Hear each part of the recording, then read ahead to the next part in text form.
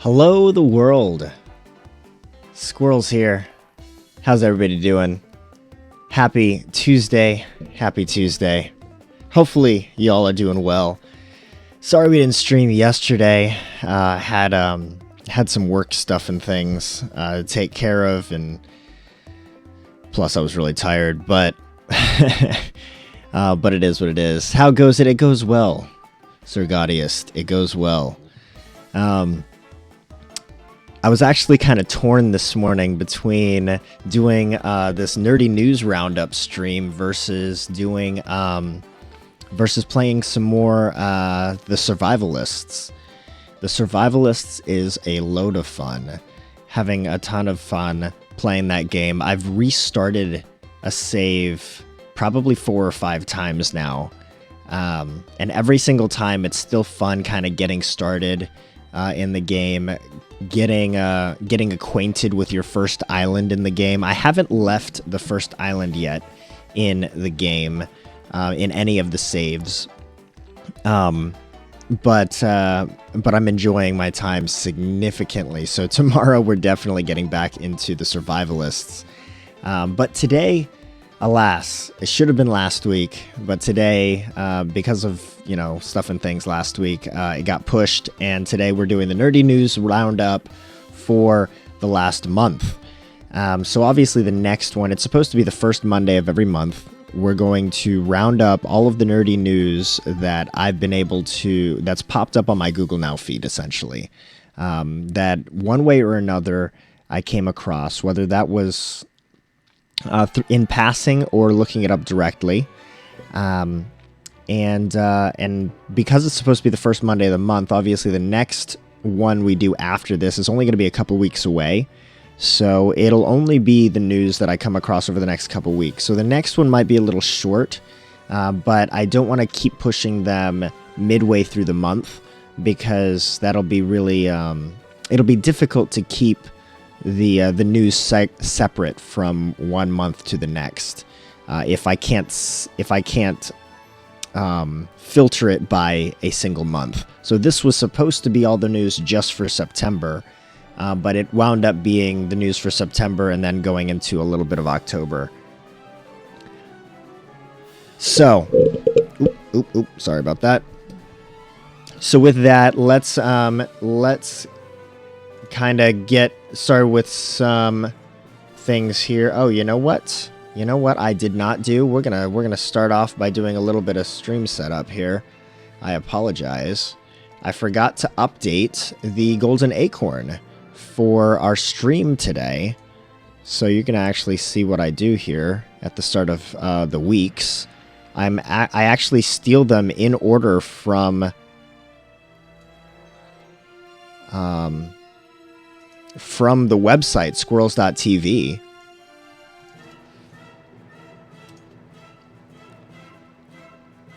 So here you're going to see here, I literally go to my editor in Streamlabs for the website. I go to the encouragement tab, and I update the latest golden acorn on the website, like so. Make sure that I make it a nice, good size font here. There we go. How many push-ups do I owe you? None this morning. The last stream I got no push-ups. Alright, we do that. And then I have a text file that auto-populates the Streamlabs chatbot. Uh-oh, why is... Okay. That auto-populates the Streamlabs chatbot as well as my OBS scene. So a single text file updates both. So I just got to go in here to my chatbot, goldenacorn.txt, and paste it into here as golden acorn number 8. Hit save.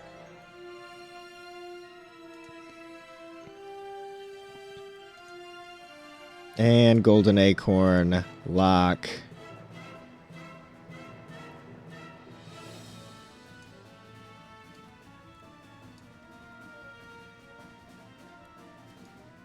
Oops. Oops. And here we go. Playing with the scene just a little bit here, so bear with me, y'all.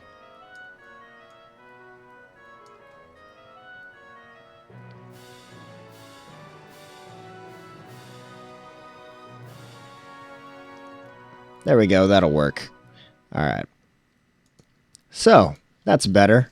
Now I can share with you the golden acorn for this week. Uh-oh.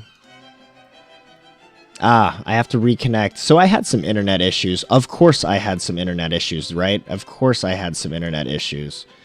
Right before starting the stream today. There we go. Gaudiest. It works for you, just not for me. No, I literally just reconnected the Streamlabs chatbot right before you hit that golden acorn command. No, literally, like, I had everything set up on my computer, and then went to go do something, check something on my phone, and then I saw my phone said disconnected from Wi-Fi, and I was like, oh, you gotta be kidding me. So I checked the router, and sure enough, the router was rebooting just on its own, no reason, which usually means it's the ISP dropping connection. So fortunately, by the time I hit start, everything was good. I did some tests, and we were good to go. But anyway, the golden acorn from this week, as we just updated it, golden acorn number 8 from Aaron Hansen. And you ask, what if I fall? Oh, but my darling, what if you fly? The golden acorn this week from Aaron Hansen was golden acorn number 8 last year. And this particular one is basically encouraging us to test some limits. When you're fearful or anxious or timid or hesitant to move forward in a certain direction or to try something or to make a risk, perhaps even a calculated risk, but a risk nonetheless, whatever is preventing you from moving in that direction, dare to ask yourself what could possibly go right. Because we tend to ask ourselves more often than not what could go wrong. But Aaron Hansen is encouraging us to potentially ask the questions around what could go right. You know, we in this particular scenario, we say, you know, what if I fall? What if whatever I move forward with, what if I fall? And she's asking, well, what if you fly? What if something fantastical happens? What if something amazing and incredible happens because you took that particular risk? So today with this golden acorn in this week, golden acorn number 8 from Aaron Hansen, with this we ask you and I encourage you guys to take those calculated risks, those necessary risks, because what if you fly? I hope that can encourage you guys today and this week with golden acorn number 8. All right, folks. Let's start getting into some of the news today. We don't have a game to get into, so we're going to start talking about the news today. On the right-hand side of my screen, I've got a list of things for the October stream, which is obviously today. Some of the latter of which just happened in October. These bullets of articles that we're going to be talking about today are... I'm bringing them to you in the order that I discovered them. So, for the most part, they are in order of chronology from the time the news article came out, but that's not necessarily true. Just because I didn't find it until a few days later doesn't mean it didn't happen before another particular piece of news. Some of these are going to be a little spoilery, so I encourage you to tread carefully when we start bringing up a certain subject if you don't want any news on that particular subject matter. Additionally, some of this news, especially as it pertains to movies and TV shows, while some might be spoilery, at the same time, they might be rumors. I will do my best to delineate what is rumor versus what is an announcement official. What else? What else? What else? These are also, not 100% having to do with gaming.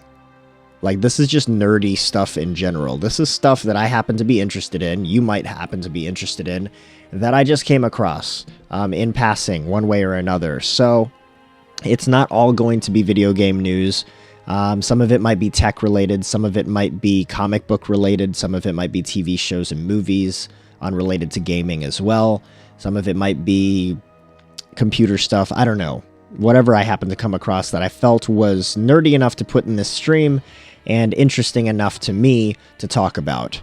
Now, that said, at any given time or any given one of these particular streams, you guys are more than welcome to bring in chat some of the news articles that you have found that piqued your interest over the last month, and we'll talk about them. We'll discuss them. All right. Now, that said, generally one topic that I'd rather not get into on these streams is anything having to do with politics. I'd rather not discuss politics on these streams. I am willing to talk to an extent about religious news or religious articles, but I am not necessarily willing to talk about politics. All right. I realize that both of those topics are controversial, but if you ask me about my faith, I will share it. If you ask me about politics, I will do my best to stay diplomatic. All right? Okay. So that said, the first news article up here is... Oh, did I actually hit save and publish on this? I don't know if I did. I'm going to hit that. There we go. Okay. Nintendo's newest Mario Kart is the best video game you never knew you wanted to play. This was right at the start of September. You can see the well, I don't know if you can see it or not. The article here is dated September 4th. This is from fastcompany.com. Obviously, Fast Company did not have an exclusive on this particular topic, but I saw this, and this is where I learned of the new Mario Kart video game trailer. So if you have not seen the new Mario Kart video game trailer, we are going to play that for you guys here. Bear with me while we change gears. This is the new Mario Kart trailer.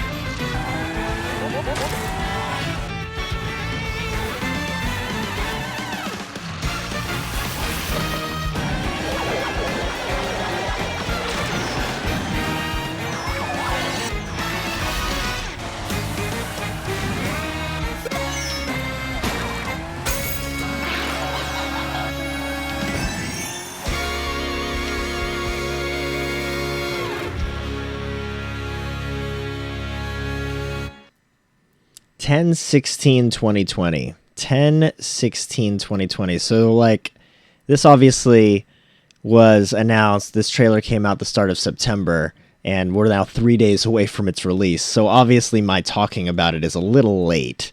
It's a little late, to be fair.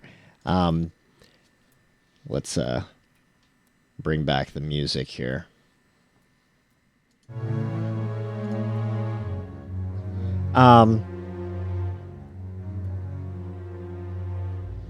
That's wild. Yeah, right? So this is like augmented reality Mario Kart, right? Augmented reality Mario Kart. And of course, I don't know. I'll give you the benefit of the doubt. Maybe you're just not fair, or you're just not familiar with the term augmented versus virtual. But augmented reality, of course, meaning anything that includes real things, but has virtual overlay with it, right? So it's kind of mixing virtual and real is the augmented reality. So augmented reality in this case, meaning you've got real remote control cars on a real life track, but you're playing it through a video game. And so in the video game, you can see the real life track. So it based on the trailer alone, right? Like that's really all we have to go on in this particular article. But based on the trailer alone, it looks like you set up markers, right? You set up these gates, and there are like 3, 4, 5 gates, whatever, around your living room, your playroom, your wherever, driveway, I don't know. You set them up, and you set up your remote control cars, Mario Kart remote control cars, at the starting, part of the race. And when you load up the game auto-generates a track through those gates. And each Mario Kart remote control car has a camera on it as well, so that you can kind of first person or third person, something along those lines. I think the camera is set up on the front of the car, but then the video game superimposes like a third person view of your character in front of you. I think that's actually how it works. But then you're essentially playing in real time a real life track around your real life setting versus real life players. And you can play remotely as well, or you can play over the internet as well. And I don't know how that works. So this looks crazy. It looks like a lot of fun, and I think it's coming out at the perfect time. I think let me back up. I think it would have come out at a perfect time if it came out earlier this year, right? It like start or mid-pandemic, right? But now we're kind of on the latter end where a lot of things are starting to open up again, but there are a lot of aspects to life that still involve us staying home, right? Working from home, schooling at home, not venturing outside to play as much as some of the kids would like. And now that winter is coming upon us, that'll be even more the case. So I think this kind of a Mario Kart is actually a really good concept for Nintendo to put out at the time of a massive pandemic, right? Please do share thoughts, though. Gaudiest, based on you saying that's wild, I'm assuming you were unaware of this. Bug Eyes, I don't know if you're still out there, if you'd seen this at all. Yeah, unaware, right? But it looks really good, actually. It's a really cool concept. I don't know, if it's going to kick off like crazy or anything, but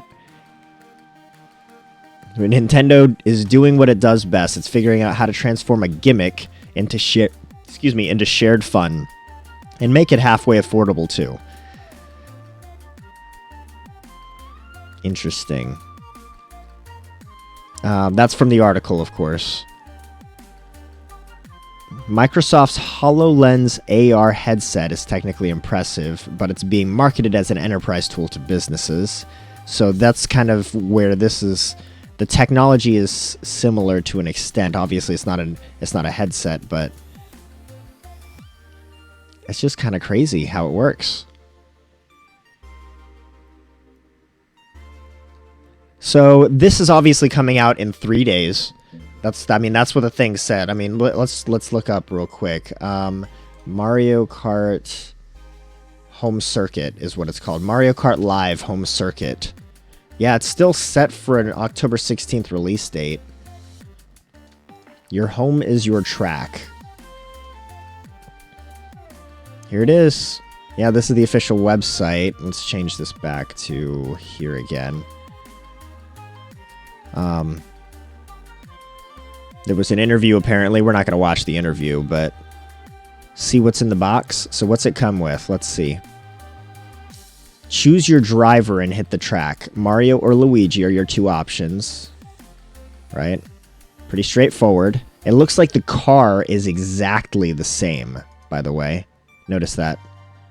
The car shape and size are exactly the same. There's just colors and the driver is different. That's it. Back view. And then you get these sort of gates, which is what I was talking about, right? And they're numbered 1, 2, 3, 4. Arrow signboards. USB charging cable, and then there's the box.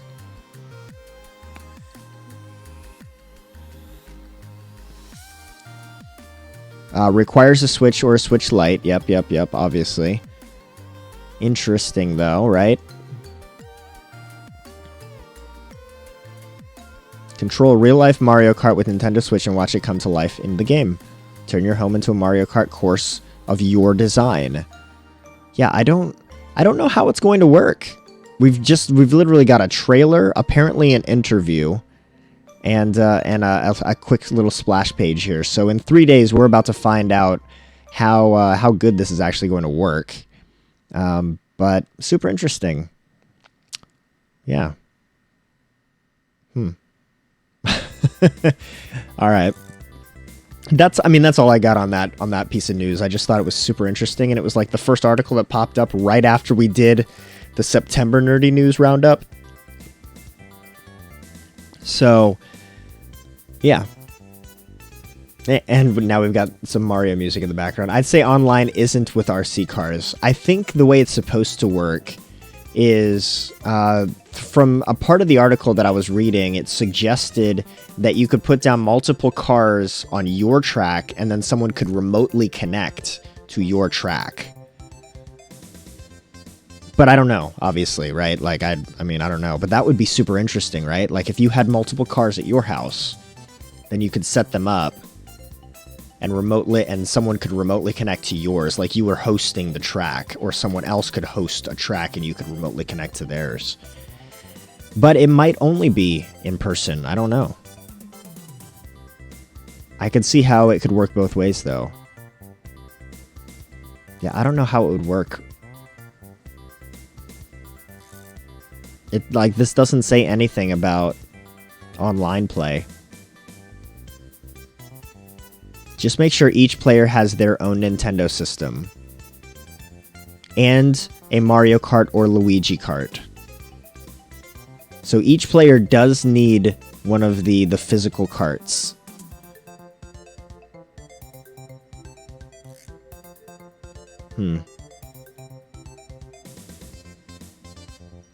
Yeah, I don't know. So that is Mario Kart Live Home Circuit, coming out October 16th, 2020 this year, in 3 days, y'all. 3 days, coming October 16th. All right. Let's see. That's all I got to say on that one. This next article is a gaming chair. Now, we've seen gaming chairs like this. This giant scorpion is really a zero-gravity gaming chair. Seen that? It's nice. Yeah, right?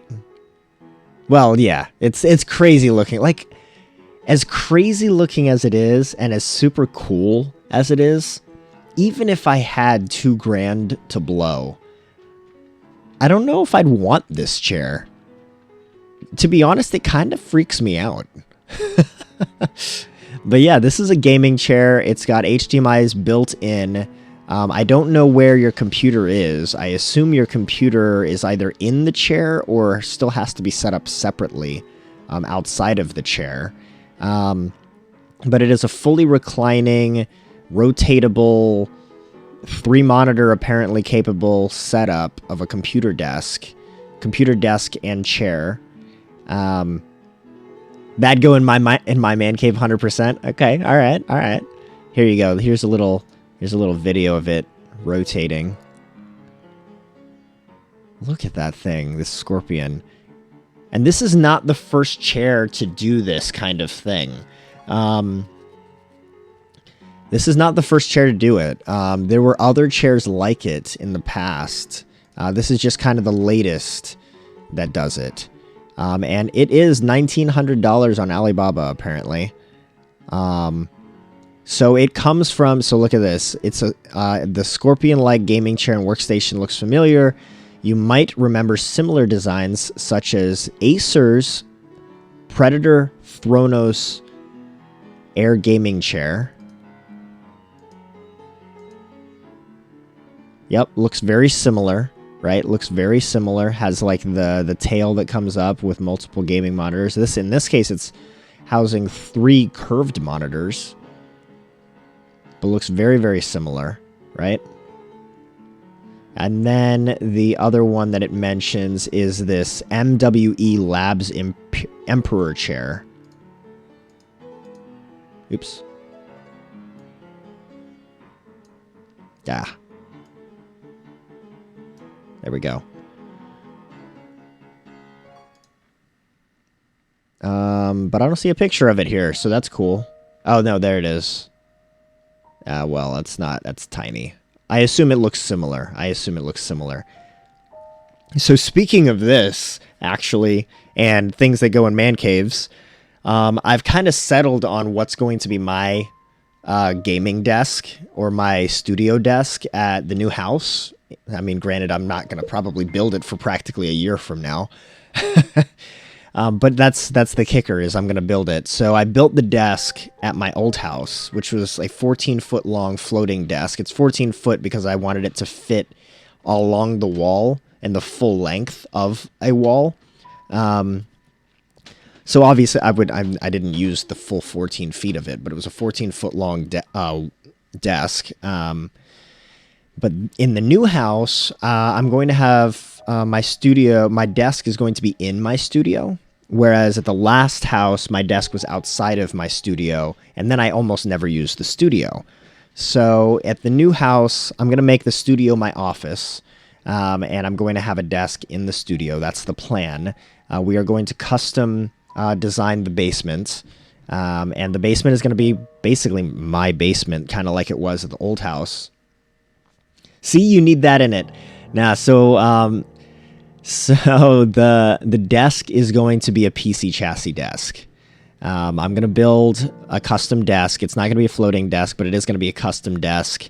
And it's going to, I'm going to rehouse my PC components inside the desk. So if you've never seen PC chassis desks, I suggest you look them up. Desk PCs. You can buy some, but all the ones that I've looked into are completely out of stock and no longer manufacturing, or they're in the middle of developing a new model that is not out yet. And they're all ridiculously expensive because they're pre-built desks that house PCs. So like thousands of dollars in some cases. So most of the people that have PC chassis desks have built them themselves. So that's what I'm planning on doing. Starboost, aka Tactic, if you remember him as Tactic, good friend of mine, IRL. He recently built himself a racing sim desk, racing sim desk, and it looks great. He did a fantastic job on it, and I was like, dude, you should help me build my desk at the new place, and he's all for it. So basement is my man cave as well. Nice.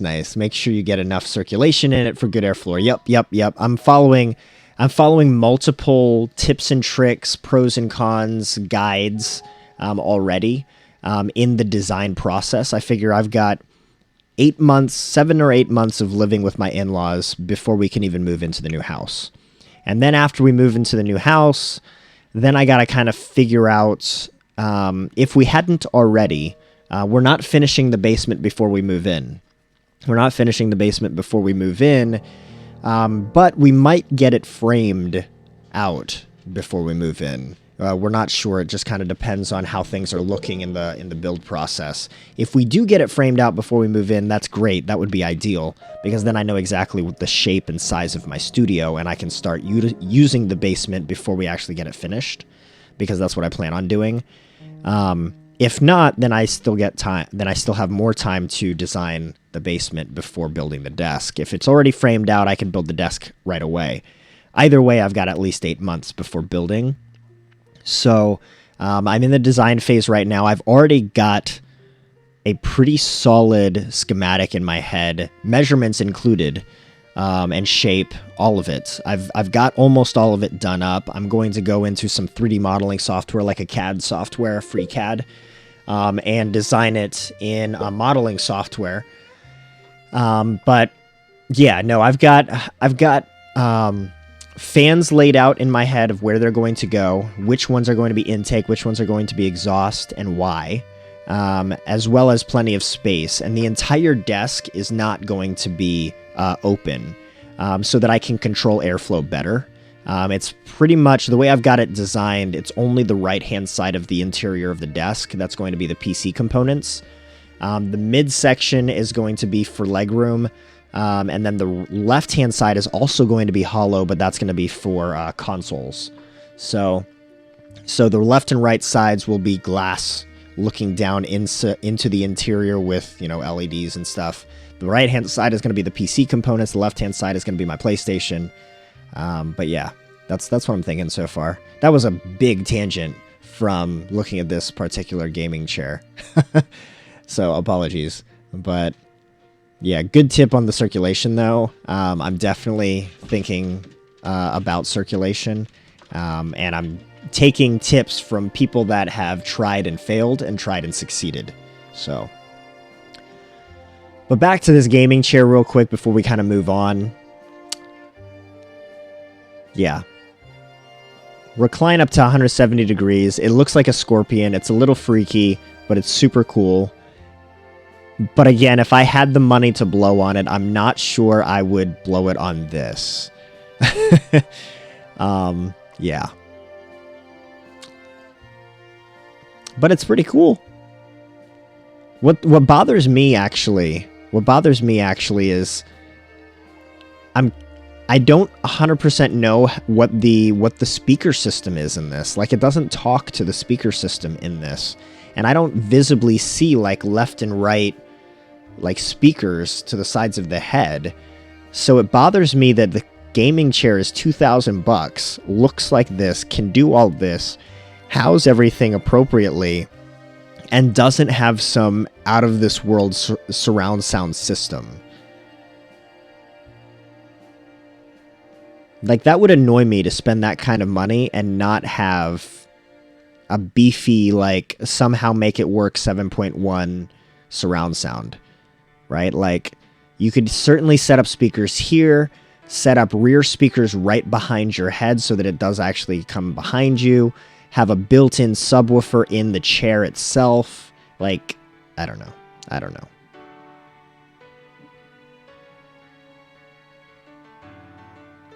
It's interesting though, right?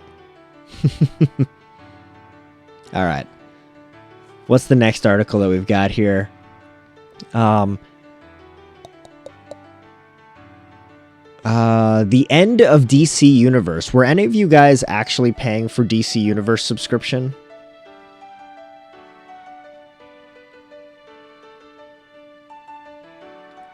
I don't recall if my dad was or if he was using my subscription.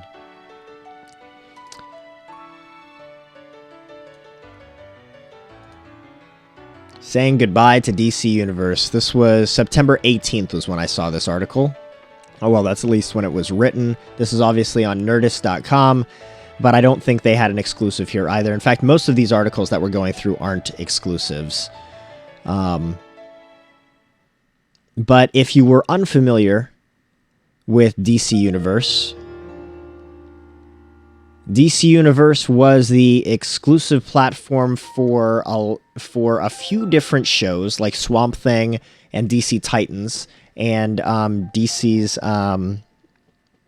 oh shoot, that show that this one right here. What show is that? Oh my goodness. What is it? Doom Patrol. There we go. Doom Patrol. So DC Universe kind of started with a couple exclusives. The couple exclusive were originally like Titans, eventually spun off Doom Patrol and Swamp Thing, right? Now, if you haven't watched any of those shows, there are pros and cons certainly with them. I'm a fan of Titans, but I feel like they could have made Titans so much better than what they did. And the direction that they went, I feel like it went way too emo. But I still enjoyed it. I still enjoyed my time in Titans season 1 and season 2. And I believe season 3 is still on the books, but it's going to be moving to HBO Max instead, which of course is also owned by Warner. So for anyone unfamiliar with the logistics and the politics around rights and who owns what with regards to DC, for the most part, any kind of silver screen slash big screen and little screen movies and TV shows, rights for those with regards to DC are kind of all under the umbrella of Warner Brothers. So Warner Entertainment, that kind of sect there. So, any movies that you see, that's why it always says Warner Brothers, right? And Six Flags. Six Flags is partially owned by Warner Brothers, which is why all of the superhero-themed rides at Six Flags are all DC-based and not Marvel-based, right? So Warner DC is what kind of does that. So with Warner Brothers having HBO and HBO Max being like the new kind of HBO streaming service that just launched recently earlier this year, it's looking more and more like more of the DC shows and movies are migrating to HBO Max. Well, in the month of September, we came to the realization and understanding that DC Universe is officially being shut down. And I believe as of right now, it has completely been shut down now, which is okay from the standpoint that all of the TV shows that were exclusive to DC Universe can certainly just migrate over to HBO Max. That's okay. But it's kind of a bummer because DC Universe was a big hit for comic book readers. And I know that I was getting a lot of my kind of comic book fix from DC Universe. So now I'm kind of wondering, well, where can I go and read comic books online from DC now? Now, obviously, like there are certainly comic book readers out there. There are a few, and some of them are subscription based, so there are ways to do it.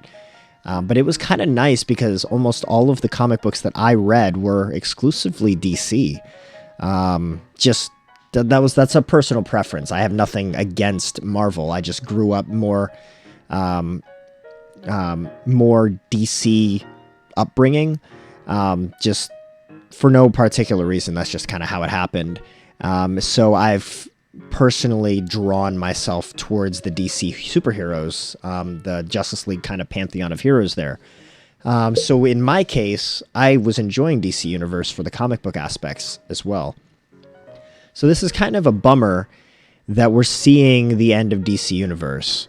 I mean, Stargirl was originally going to be an exclusive to DC Universe, and then suddenly, like before Stargirl came out, it was announced that the CW was also going to be airing Stargirl as well. And so I think that was kind of one of the early signs that DC Universe was going to go away, right? Like, why would you have an exclusive to DC Universe also air on network television? And of course, CW is a joint ownership between CBS and Warner. And that's kind of where CW comes from, C and W. It was the WB, if you guys remember back in the day, years ago. It was called the WB for Warner Brothers, was the name of the network. But then it changed to CW when there was a merger between CBS and Warner Brothers. I believe it was CBS anyway. Don't quote me on that one, but I believe it was. But anyway, so that's why you get a lot of DC shows. The entire Arrowverse of TV shows is on the CW. That's why, because of Warner. But anyway, so now Swamp Thing is premiering as well on the CW. But of course, Swamp Thing, if you guys watched it on DC Universe, was very it was very R-rated. There weren't a lot of F-bombs in the show, but there were occasional ones. Now on network television, you can't do that, right? And there was a lot more blood and guts and gore and horror elements than I imagine there will be in the cut versions of the CW, for the CW. So something to consider, you know, the fact that if they have to migrate them all to the CW, then now they have restrictions and limitations. So that's kind of a bummer in that regard as well. Titans, I don't foresee them dumbing down or lightening up Titans by any means, which I guess is probably why Titans isn't moving to HBO Max. I wished that HBO Max, that they would have just moved Swamp Thing to HBO Max and done a season 2. I loved Swamp Thing. Swamp Thing was absolutely phenomenal. 10 out of 10. If you get a chance to watch Swamp Thing unedited, not the CW versions, if you get a chance to watch them unedited, strongly recommend watching the one season that we have of Swamp Thing. I eventually convinced my wife to watch it, and I watched it a second time as she watched it. And while she's not the biggest fan of horror these days, she thoroughly enjoyed Swamp Thing, and was also bummed when I told her that they did not get renewed, at least not as of yet, for season 2. I have not watched Harley Quinn, but I kind of want to. But yeah, I think those were the only exclusives to DC Universe at this time, between Titans, Doom Patrol, Swamp Thing, and Harley Quinn, and then Stargirl, of course, but Stargirl is kind of still coming out. I also didn't watch Doom Patrol. I also did not watch Doom Patrol. I watched the first episode, and I think I would be into it if I watched episodes 2 and 3, but I have less familiarity with Doom Patrol outside of the show, so I wasn't as motivated to watch it as I was with Titans. But I'll probably still watch Doom Patrol sooner or later. I love the old Justice League animation from many, many moons ago. One of the best ever. So, which Justice League animation? The one from, it's called the DCAU? The DC Animated Universe? Is that what you're talking about? So this one, DCAU Justice League show. Is it this one? This one right here, Justice League Unlimited was one from, well, that's only from 2009, so it's probably not that one that you're referring to, right? When you say many moons ago. Oh no, production dates 2004, 2006. 2004 to 2006. Wow, that would still be like over 10 years ago. So it might be that one. It might very well be Justice League Unlimited. So the DCAU kind of spawned off from the one before that, 2001 to 2004. Justice League 2001 show. Yeah. Okay, yeah. But, okay. So Justice League Unlimited, though, I think was a continuation of this Justice League, if I'm not mistaken, right? I think it was. Yeah.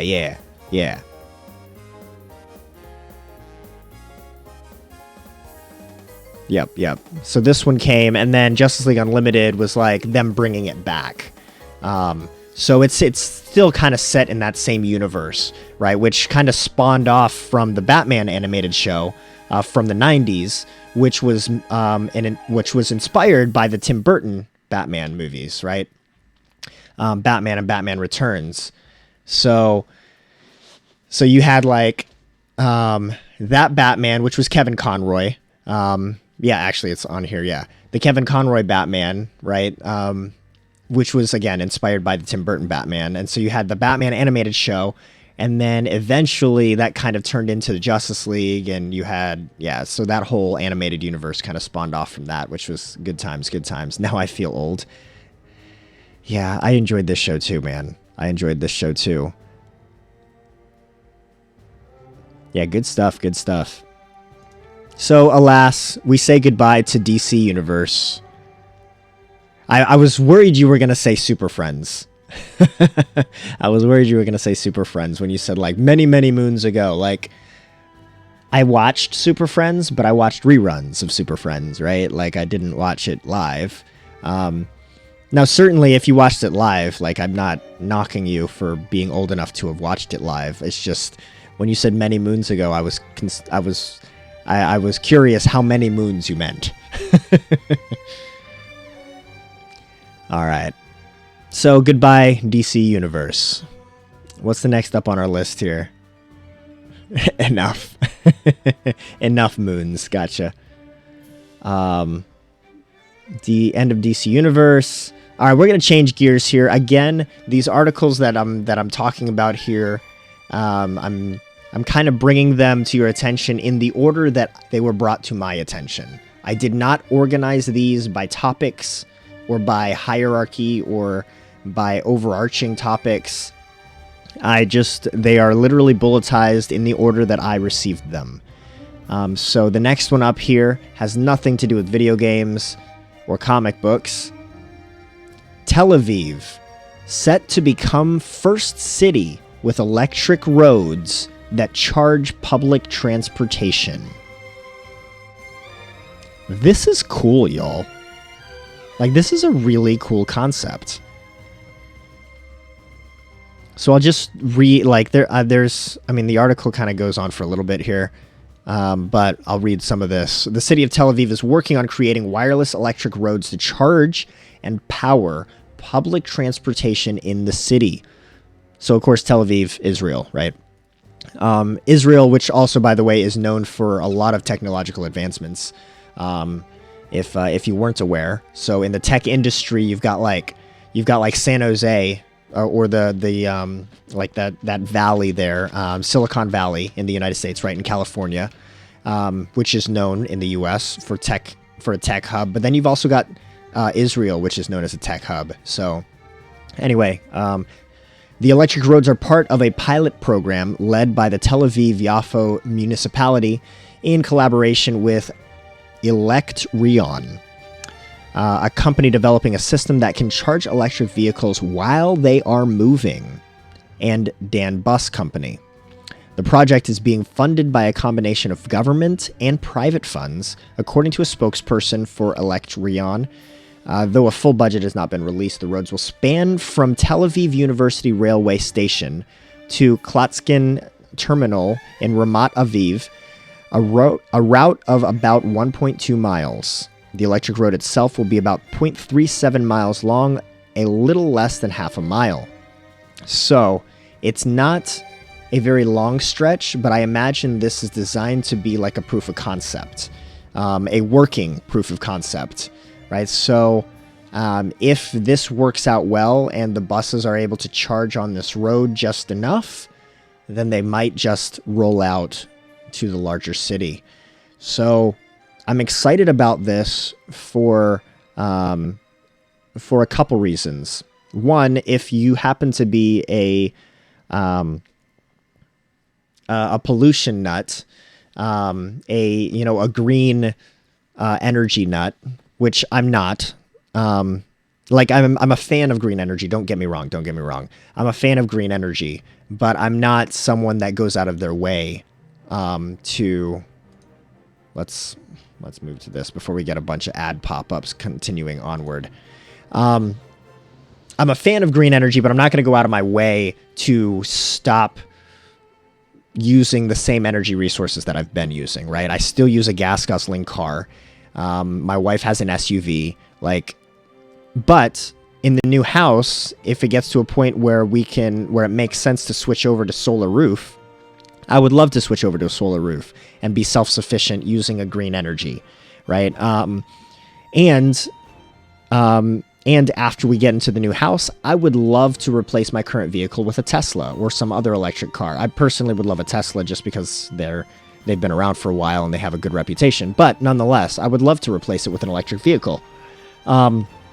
So, I'm not opposed to green energy, but for those of you that are extra green energy forward, this is great, right? Because what this allows to happen is more public transportation to be powered by green energy, to be powered by electricity rather than gasoline. That doesn't necessarily mean that the electricity is coming from a green energy source. So I realize what my statement is suggesting there. But it's one step toward that possibility. That's one thing. The second is I just voiced to you that I would love to replace my vehicle with a Tesla, right?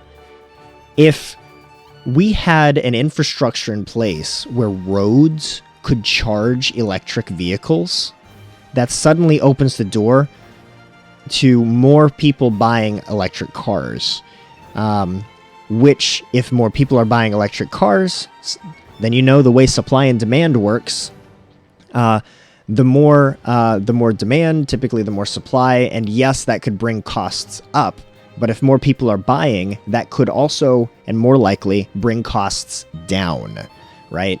If more people are buying, then the manufacturers, the vendors can bring their costs down comfortably, and that could potentially mean that that more and more electric vehicles will become more and more affordable to the masses, and you don't have to worry about charging your vehicle at home all day, or at a charging station at a hotel or at a business. So, really interesting concept there, with Tel Aviv kind of setting a precedent here with kind of a pilot program for electric charging roads. Anybody have thoughts on this? I'm kind of curious. If you don't, I mean, we'll move on. That's not a big deal. I was just curious because it's completely unrelated to what we usually talk about on these streams, but it really piqued my interest. What is next here?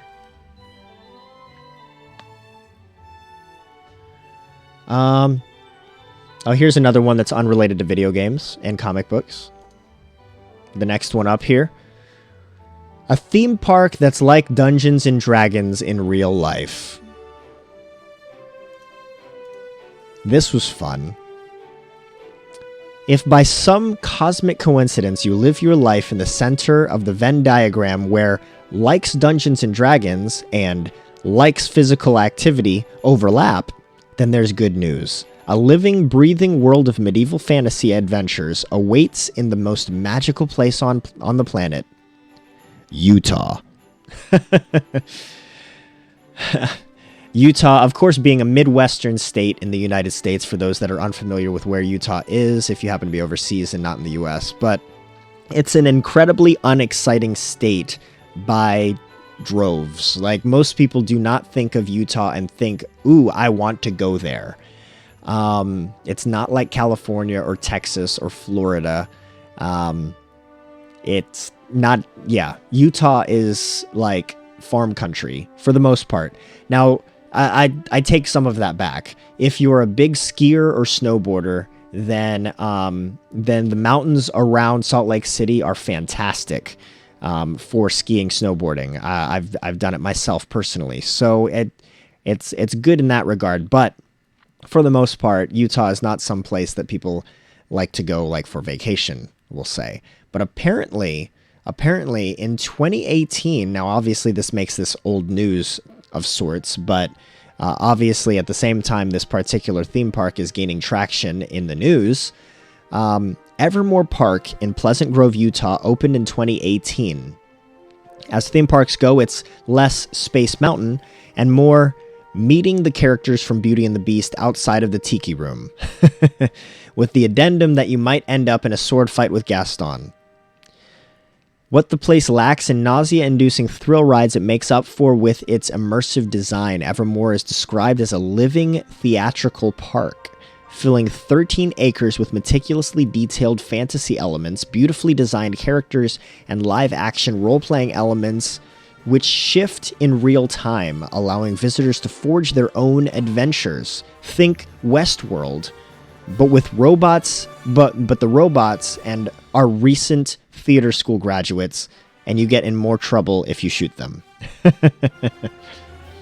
Very, very interesting. I'll keep reading for a second here because I'm really interested in this stuff. It's really kind of cool to me.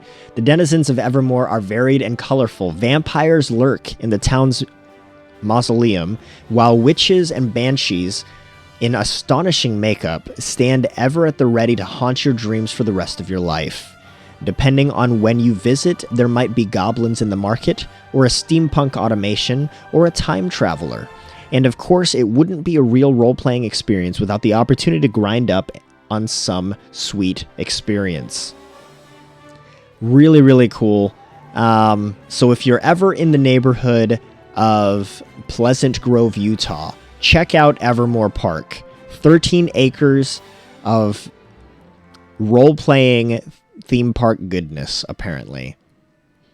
I'm literally going to keep this in mind. Ever since I read about this, I'm like thinking in my head, if I ever get an opportunity for a business trip to Utah again. I've gotten them before in the past, but I no longer cover territory in my sales department that I think warrants me to go to Utah. I gotta double check, but I don't think so.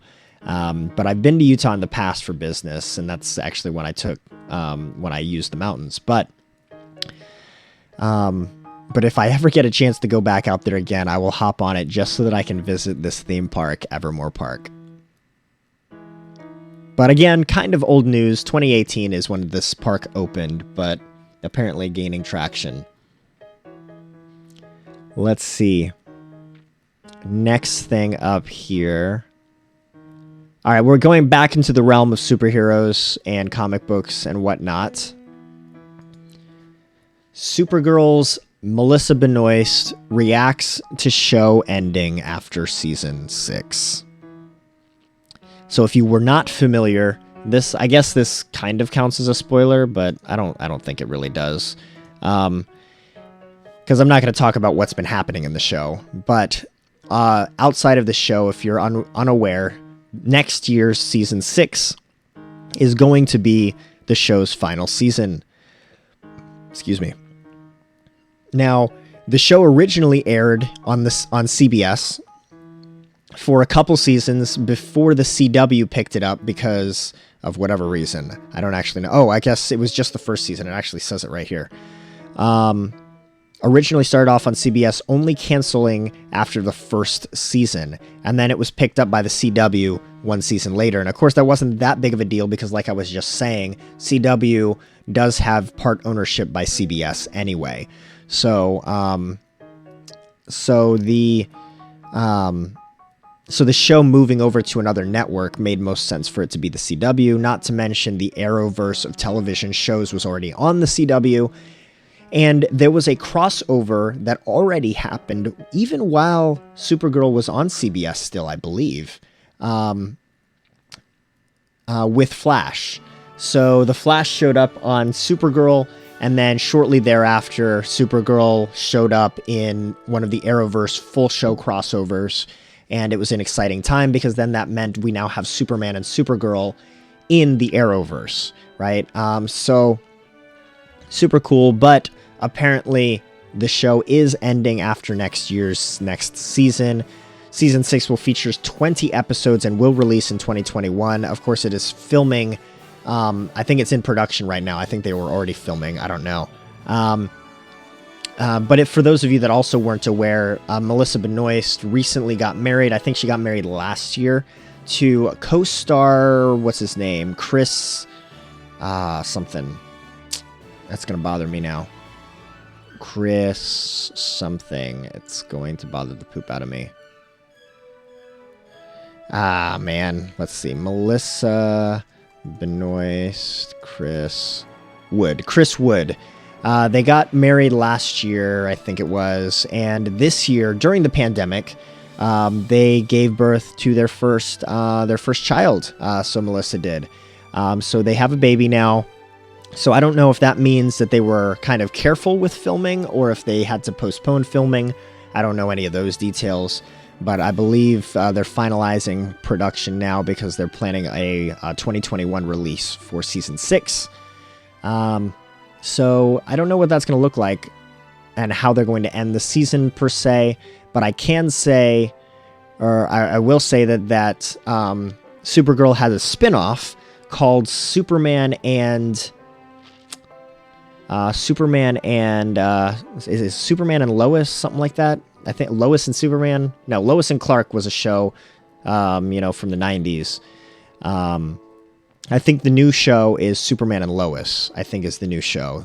That's a spin-off from Supergirl. Never? What never? What did I say that you're saying never to? I darn you, delay.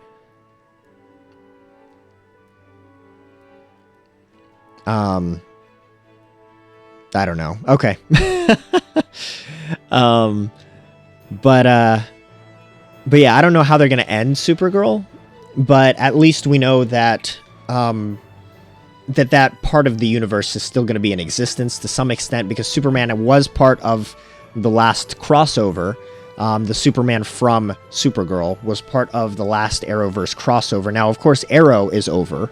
The show Arrow has ended completely officially. But Flash is still on. Legends of Tomorrow is still on, although I think Legends of Tomorrow is probably on their last leg too, just based on ratings alone.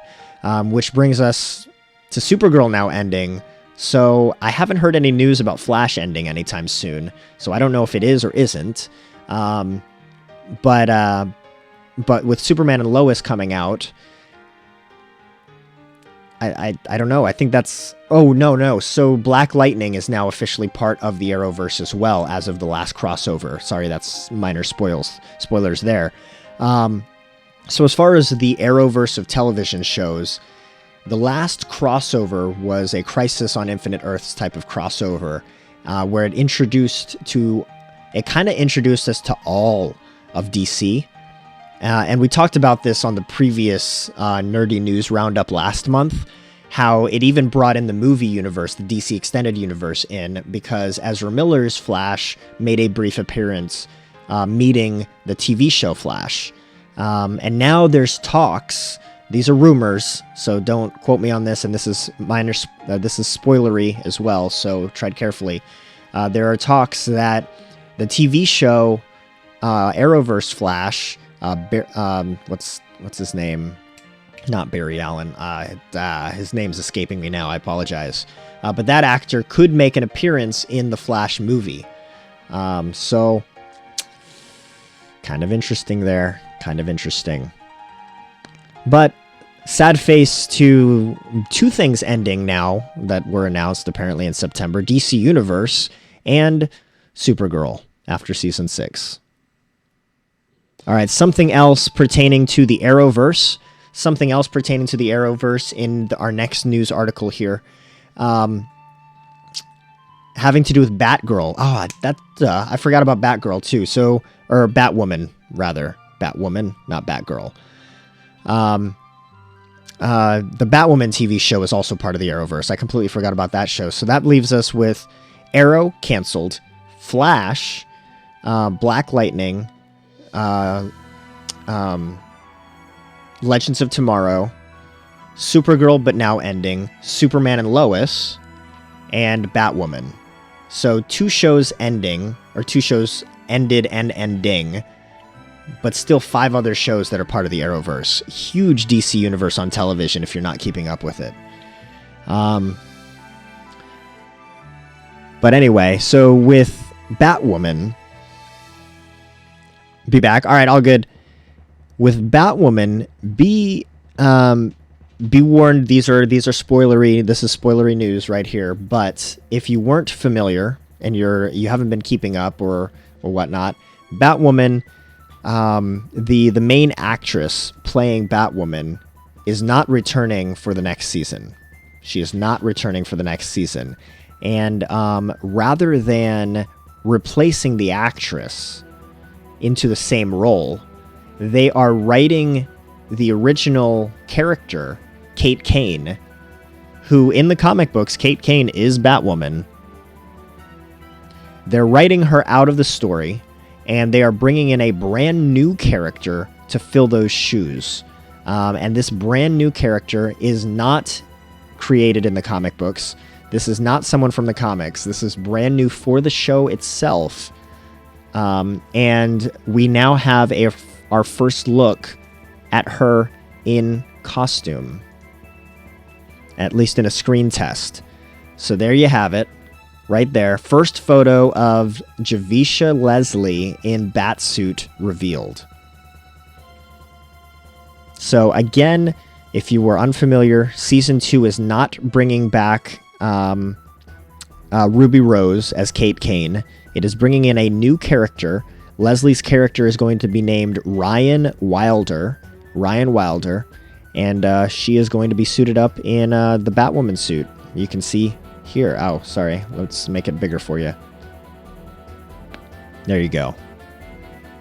There she is. Doesn't look bad. Looks pretty good in the bat suit.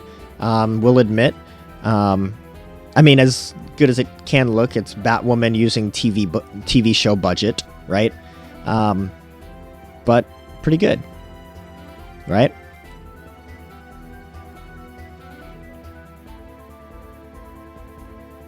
Every cameo in the crossover, in Crisis on Infinite Earths crossover and TV show. So, Batwoman Season 2 will begin January 2021. And according to the article, it says, last we heard the next Arrowverse crossover will unite Batwoman and new series Superman and Lois, though it's unclear if Rose's exit has changed those plans. So, there she is, looking good in the new bat suit. I don't know how they're going to write out Kate Kane, because as of the end of Season 1 of Batwoman, Kate Kane was still there, I thought. I don't remember actually off the top of my head how Season 1 ended, but I don't believe they wrote out Kate Kane at the end of Season 1. I think she made her decision to... Ruby Rose, the actress, made her decision to not join for Season 2 after Season 1 was all wrapped up and aired. Or I don't know if it was finished airing, but it was all wrapped up, at least in production. So, super interesting here. Studio had to make like a complete turnaround for bringing on board Javicia Leslie. All right, next up. All right, so this one I don't have an article for. This one I do not have an article for, so I'll just look one up. But this is probably the biggest gaming news of September, I would have to say. This was probably the biggest news of September, or was this in October? I don't remember if this was at the start of October or at the end of September. But in the last few weeks, definitely the biggest news in gaming, I would have to say. Unless I missed something in the last week or so. Actually, let me look at something really quick. I'll be able to tell you if...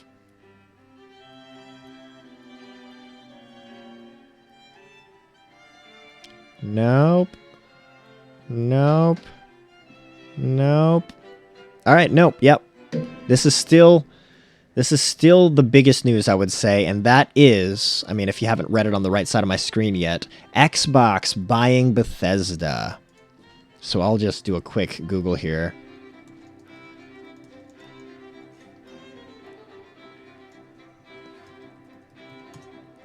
Xbox buying Bethesda. And Microsoft, there we go. Let's pull up this one, CNET. So there you go. This was September 23rd. Okay, so it was in September, technically. Microsoft's $7.5 billion purchase. Again, billion. $7.5 billion purchase of Bethesda's parent ZeniMax bolsters Xbox Games Pass. I don't know why it says Games Pass, because it's Game Pass, right? But whatever. So CNET obviously doesn't game, or at least this person doesn't. Anyway, the move marks a significant purchase in the gaming world and strengthens Microsoft's Xbox lineup ahead of new launch in November. This was obviously a very, very strategic buy, right? Like I don't see anybody spending $7.5 billion if it wasn't strategic long term, right? But all of you guys watching are certainly more than familiar with the gaming lineup that Bethesda brings, that ZeniMax has under its belt, right? Between Fallout, Elder Scrolls, Doom, Rage, Wolfenstein are all listed here in this article. But it's just kind of crazy, right? And what's crazier to me, and I won't talk about this particular piece of news too long, because I think most of you guys at this point are more than familiar with it. And this news came out 3 weeks ago. But what's craziest most to me about this article, or this news, is the amount of money that Microsoft spent on ZeniMax. $7.5 billion. That seems too high. And why do I say that seems too high? Well, actually, I don't know if it does. At first, it seems too high because you can think of things like Disney buying Star Wars for $4 billion. Now, let's think about this for a second. What is arguably more famous throughout the entire world? Star Wars? Or the video games like Fallout, Elder Scrolls, Doom, Rage, and Wolfenstein? Been AFK since I logged in. All good. No worries. Welcome back, Bugs. But arguably, what's more famous throughout the world? Star Wars? Or a combination of Fallout, Doom, Rage, Wolfenstein, Elder Scrolls? I was talking about this a little bit last night with my father-in-law, and outside of Doom, I'm not sure a non-gamer knows much about Fallout, Elder Scrolls, Rage, or Wolfenstein. Like, let's be frank, and even non-gamers might not really know about Doom, other than the fact that it's something old. Right? And that the fact that there was a movie at one point in time, right? None of these other video games here. Hey, how many do I have thus far? 10. I have 10 now. Thank you. We'll pop those up on stream tomorrow. Thank you for those 10.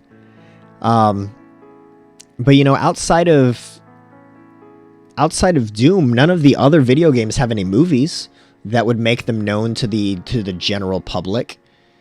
So, if you can't argue that Star Wars isn't more popular than all of those games, then how the heck can Disney buy Star Wars for $4 billion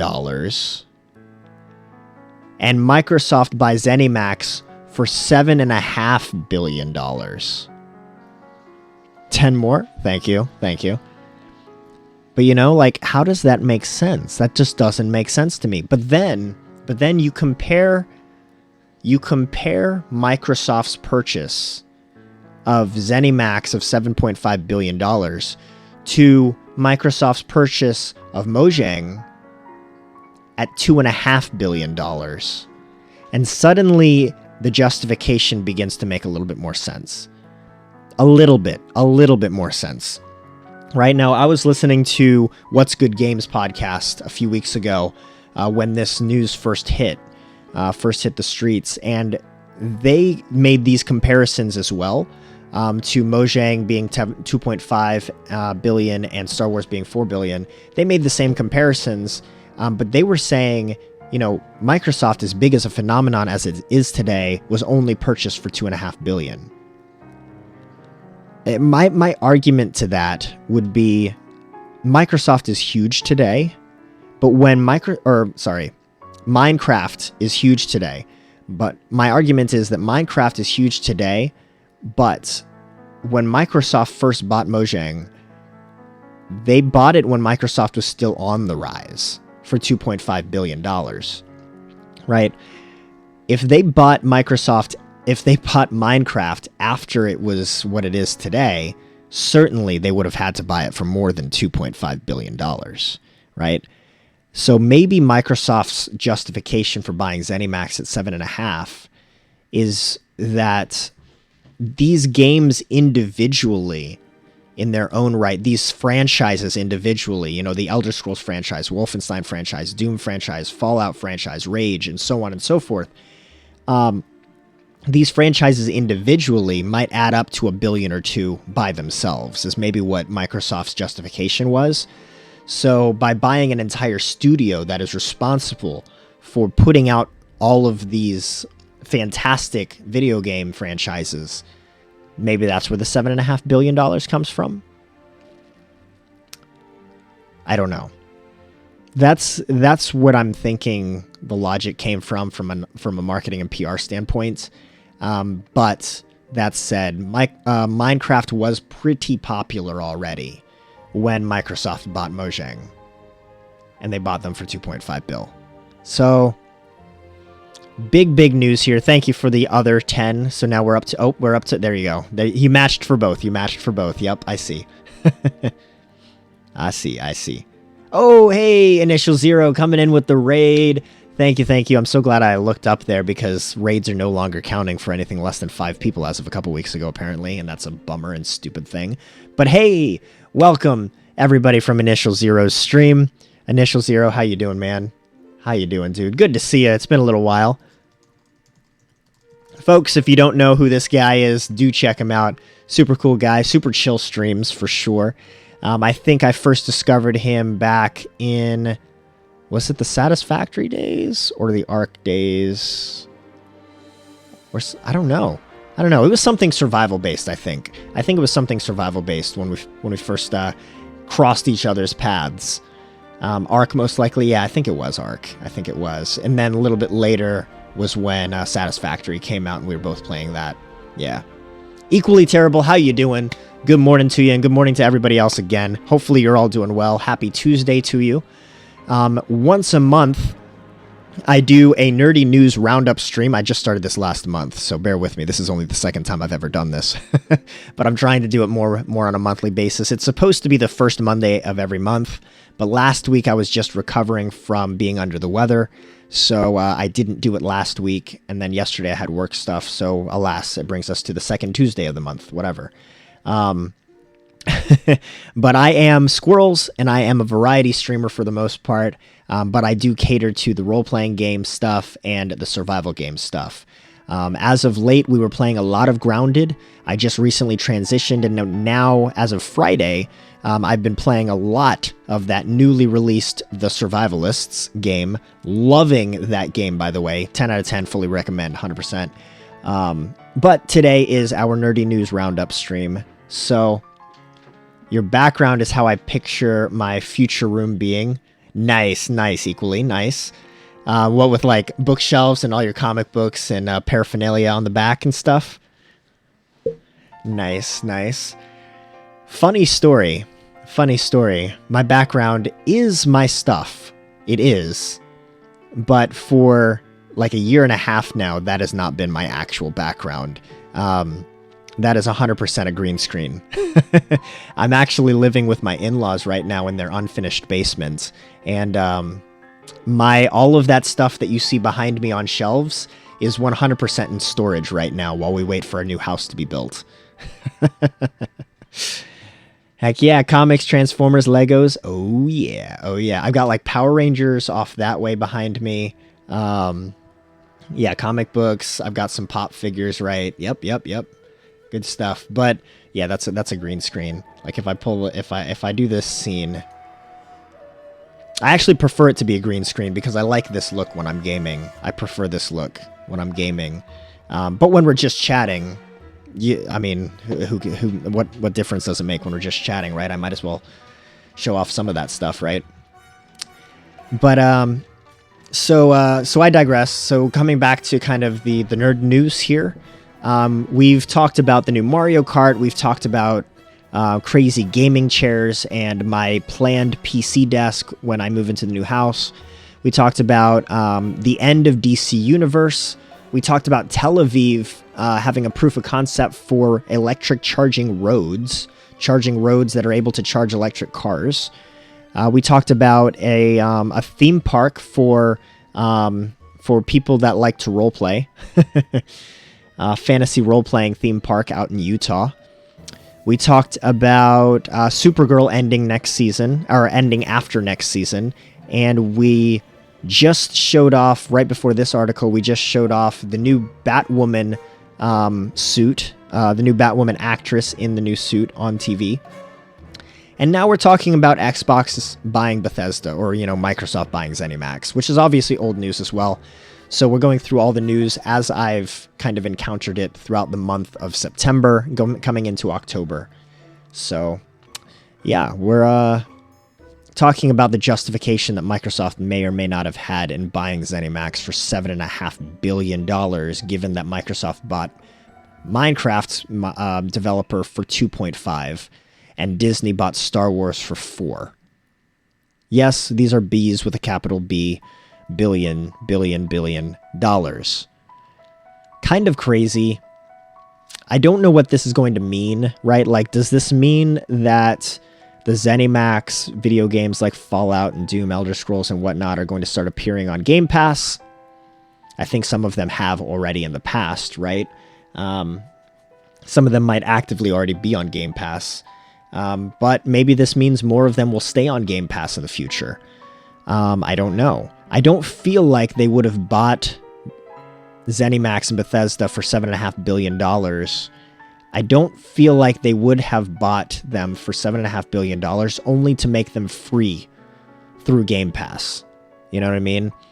So I don't think they're going to put them on Game Pass for any extended periods of time. Maybe the older games, sure, but anything new, I don't know. I don't know. I feel like $7.5 billion is a big amount of cash to throw at a studio only to put their games on a subscription plan that you can get for $1 a month. But I'm not Microsoft, right? I'll let Disney buy me for billions of dollars, right? Right? Man, Microsoft. Yep. I need the exercise. Dazar, how do you need the exercise when you're redeeming me doing push-ups? So, for those of you that are just joining us, one of the redemption things that you can do with the chat points is, in fact, make me do 10 push-ups. However, I don't redeem those push-ups on the stream, so you gotta stick around for the next stream tomorrow to see me do all of the push-ups in one redemption video at the start of my stream. So that's how I'm redeeming those right now, and that is primarily, honestly, because I only have one webcam in my in-laws' house, and I only have room for one webcam. So in the new house, I will set up multiple webcams, and I will have a push-up cam, I promise. But as of right now, it's a little difficult and a little awkward for me to get down on the floor and do push-ups off camera, and then bring back and show you my phone of me doing them. So we do them at the start of streams. I redeem the push-ups off stream between streams and redeem them, show them to you at the start of the next stream. So right now, how many push-ups are we at? Let's see. Right now we are at, let's see, 10, whoop, nope.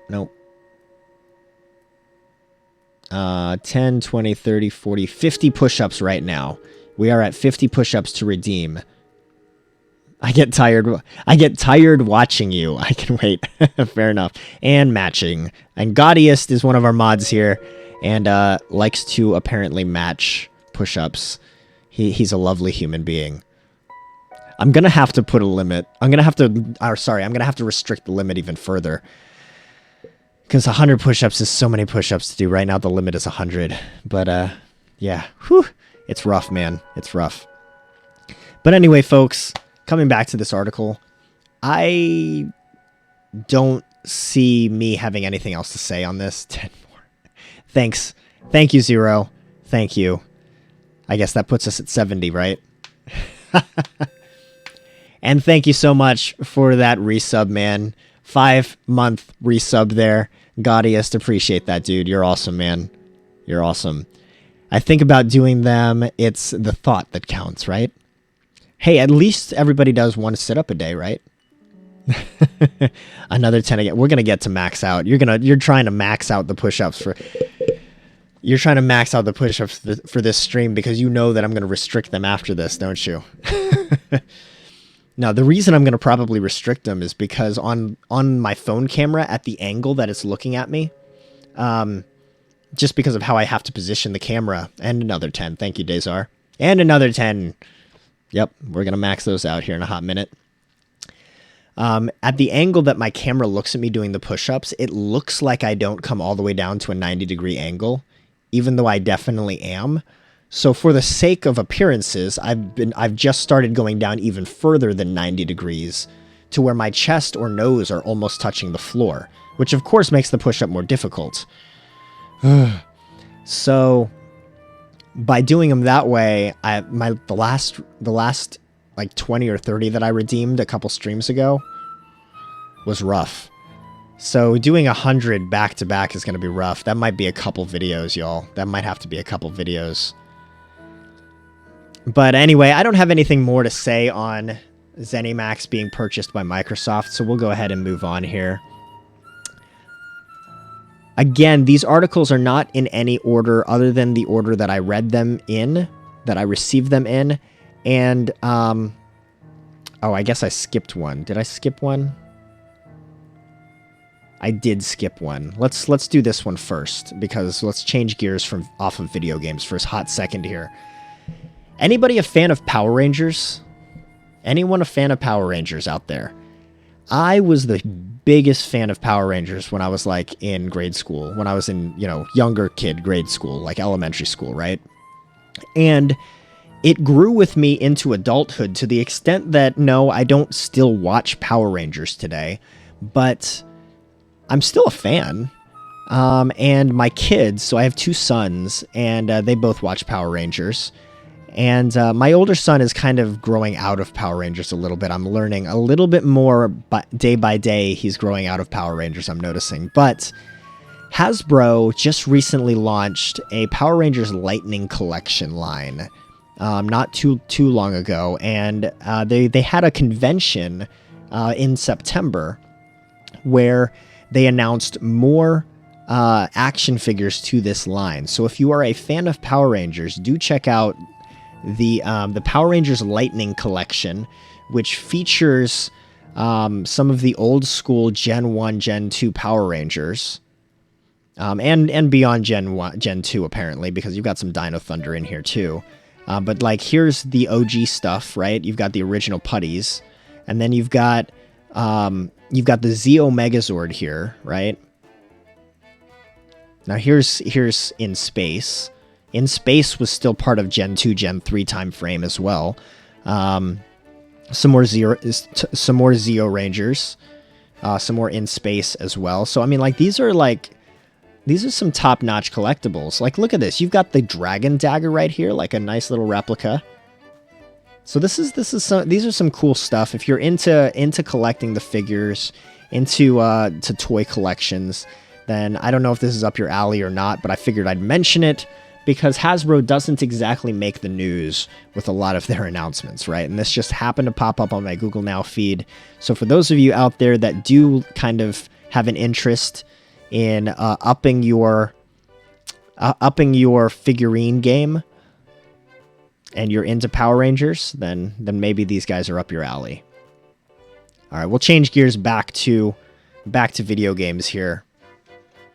Hang tight.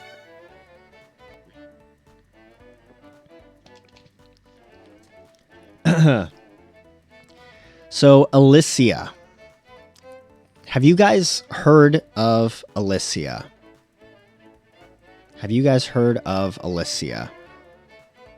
So this is an already funded Kickstarter campaign. And Alicia is supposed to be a VR, massively open world, massively multiplayer online role-playing game. An MMORPG that is fully VR. Think Sword Art Online, think Ready Player One, think those types of things. Which, by the way, I gotta catch up on some Sword Art Online because apparently they recently released new stuff and I'm behind. Yeah, love Sword Art Online. If you're not sure you're into anime, Death Note, Sword Art Online. Those are like my top two picks for people that are brand new to anime. But anyway, and I'm not even that big into anime, which is why I can recommend those. If you're okay, so Elysia, new Sword Art Online style VR MMO with a massive open world. So as far as VR games go, there aren't a lot of VR games in like this realm. If there are, or any that exist, are very limited in feature set, and they're limited in scope. And of course, they're limited in scope primarily because of funding, right? A lot of the devs, a lot of the studios that are trying to develop things for virtual reality platforms like PSVR and Oculus Rift and HTC Vive and all of those, right? A lot of the studios that develop for them are small studios that don't have the budget for really large scale stuff. And even if they did have the budget, are they really willing to fork out the cash to build something that big when the VR audience isn't that big yet? Now, obviously, I say that very carefully, with the caveat that yes, VR has a big audience. It certainly has a big audience. But is its audience as big as regular video games? Of course not. I don't think we can argue that one at all, right? So the simple fact of the matter is that the vast majority of VR headsets, VR platforms, are still too cost inefficient for the masses. Most of them are a couple $100 or more, if not several $100s. And at that point, that's on top of already having to own a good gaming PC, which costs, several hundreds of $1,000 plus, or owning a good console, which is of course several $100s. So if you've already got the means to play good video games, is it really cost effective for you to fork out the additional capital to invest in a VR platform? And then once you do, which VR platform do you invest in? Because some games are exclusives, right? They don't release on all the VR platforms.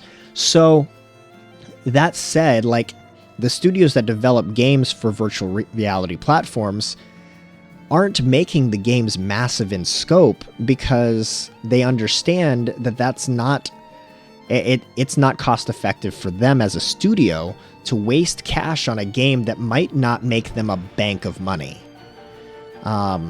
So having a fully massive open world MMORPG that is in VR exclusively is a really big deal. So let's shift here, and if you haven't seen this trailer, we're gonna take a look at it. Hang on, let me cut the music real quick. Oops, missed. There we go.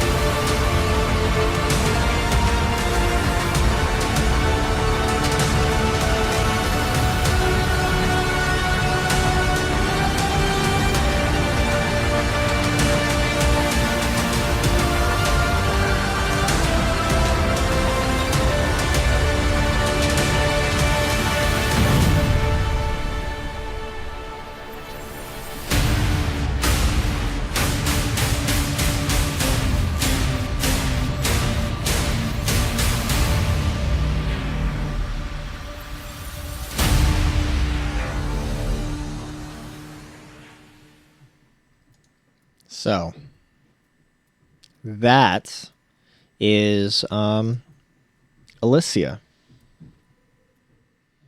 Let's cue back up the music real quick. Looks very interesting. It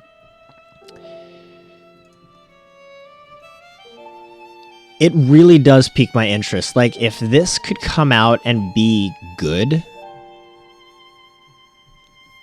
as a game, if this could come out and be good as a game, and with reception and with enough people picking it up to where there's actually a community playing this and it's not insanely toxic, if it can manage, and that's a lot of ifs, that is a lot of ifs, but if that can happen, that might be the tipping point to make me actually get a VR platform. I don't know. We'll see. We'll see. Now, obviously in that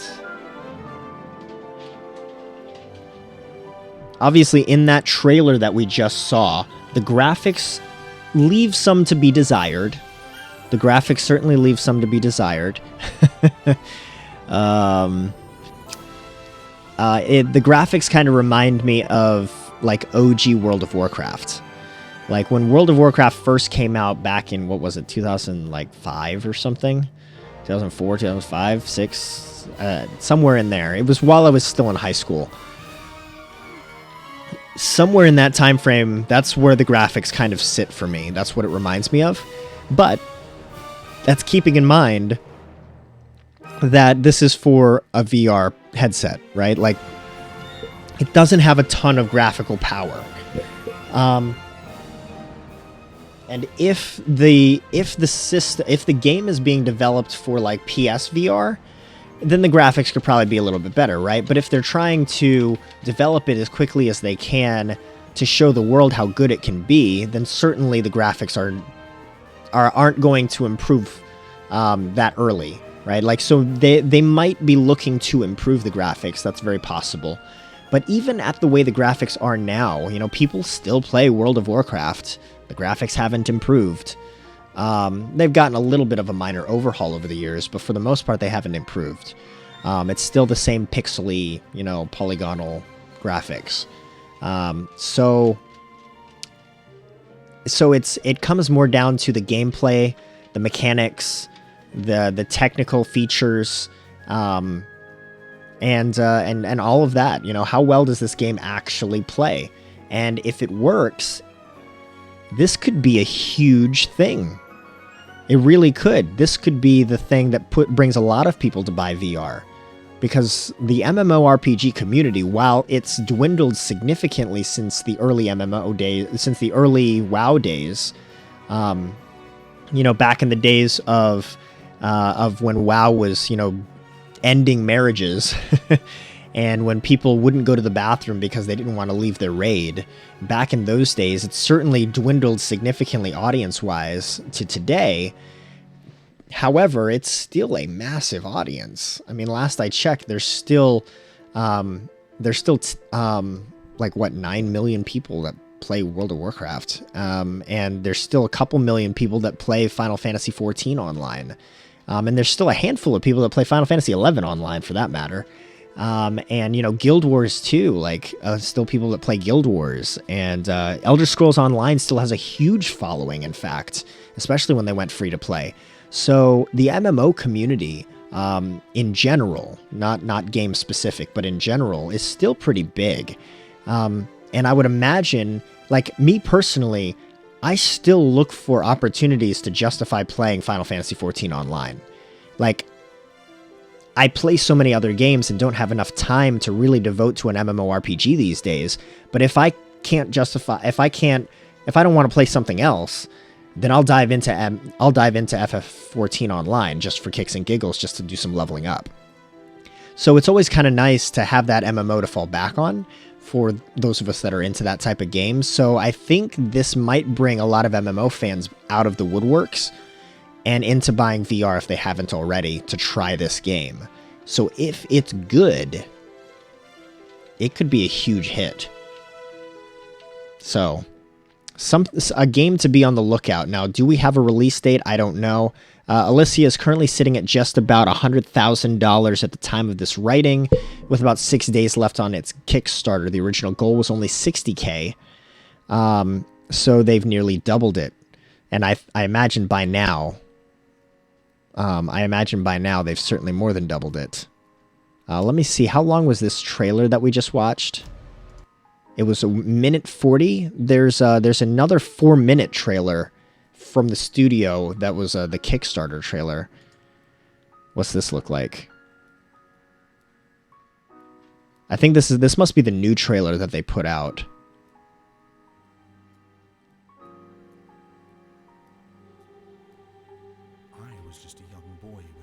Oh, okay. This is like a 4-minute, like, this is like legit.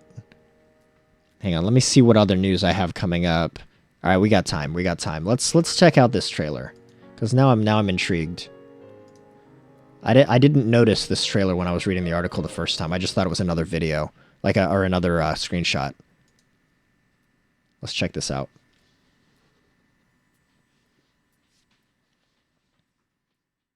Team 21. I was just a young boy when my parents told me the story of how our people came to Alicia. They told me our ancestors had come from Legina, how they learned to bend the very world to their will, capturing their gods and making great war machines from their life force. The Leginans corrupted their world, causing a great rift that split the very planet itself. Fearing their own destruction, they created great portals powered by the blood of their gods.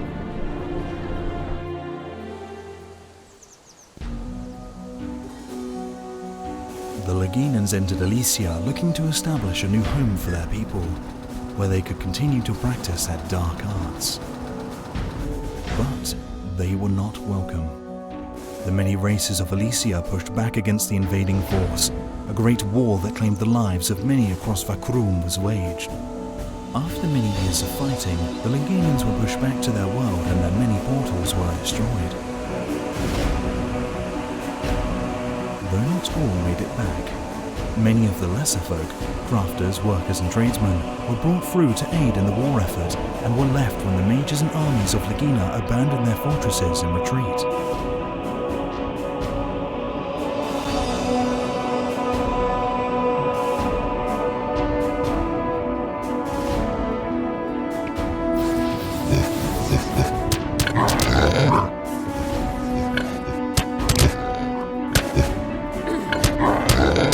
That is how we arrived here. And after 300 years, the barrier has been lifted, and our people are free to explore past the borders of Vakrum and see the greater world of Alicia and all it has to offer.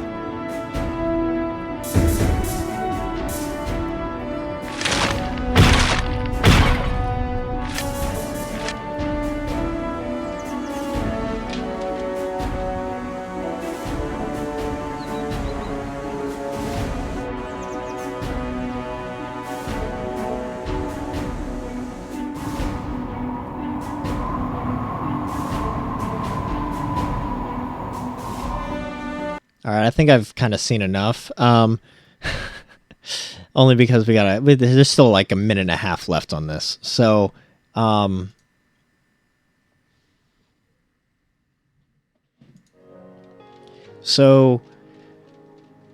something that you guys, I don't know if you could see at the bottom of the screen or not, but it says all in-game footage captured from both PC VR and Quest headsets. So the Oculus Quest or whatever.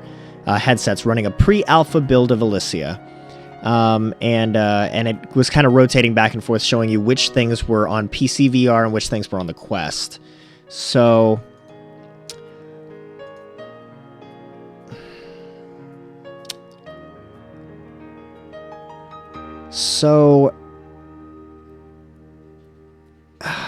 my initial thoughts looking at that, so all of that footage was in-game footage. None of it was pre-rendered stuff, which actually is going to bring us, it's actually going to bring us nicely into another piece of news here in a hot second. But all of that we were looking at,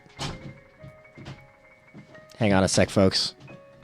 Hey, buds, you're not going to want to sit with me, I promise you. I'm talking. I'm talking about news today. It's going to be boring to you, I promise. Sorry, y'all. That was my two boys. They were coming down to sit with me on stream. I think they were expecting me to be playing a video game. Obviously, I'm not. So I just didn't want them to get their hopes up and get the chair all situated here and sit down and then be like, "Oh, I don't want to be here. This is boring." So yeah. So with Alicia, my initial thoughts here are, I really, really hope that they do plan on upgrading some of the graphics and the audio. The sound effects sounded very, very cheesy and cheap. And I've honestly heard better sound effects from inexpensive sound packages for like video engineers and stuff. So so now that said, I want to give them the benefit of the doubt. I'm assuming that this trailer was put together based on footage that they had already in place off of a developmental version of Alicia that was already in place before spending any of the cash on Kickstarter, right? I'm assuming that this trailer was put out before they even received their cash.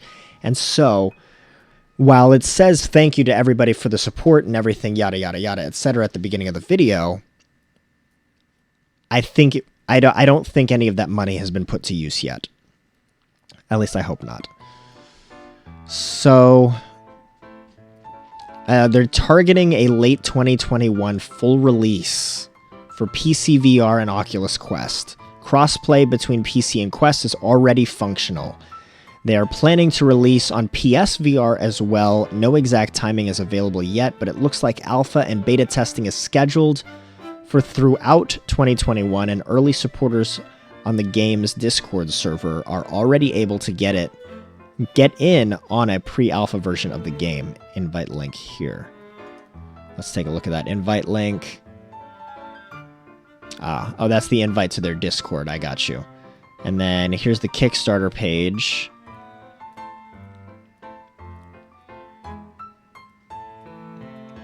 So they've raised $160,000 with the original goal of $60,000. That is incredible. That is incredible.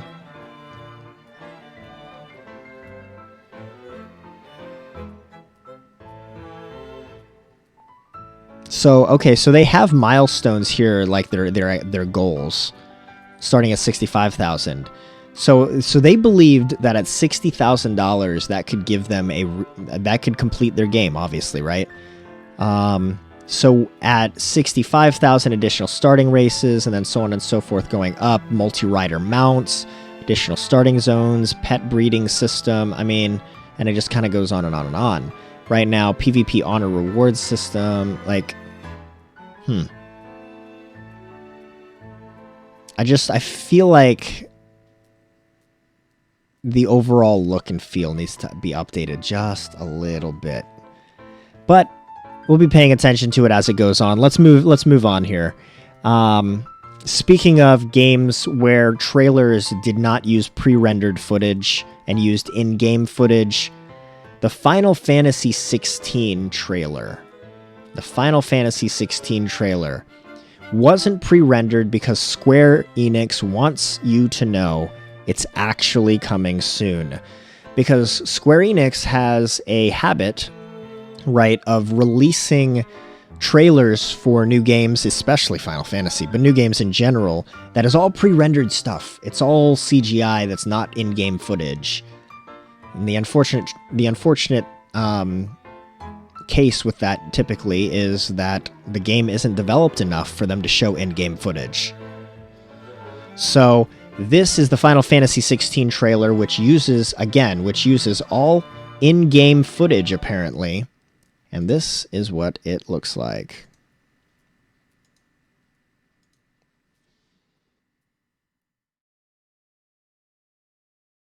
The following content is captured for PC.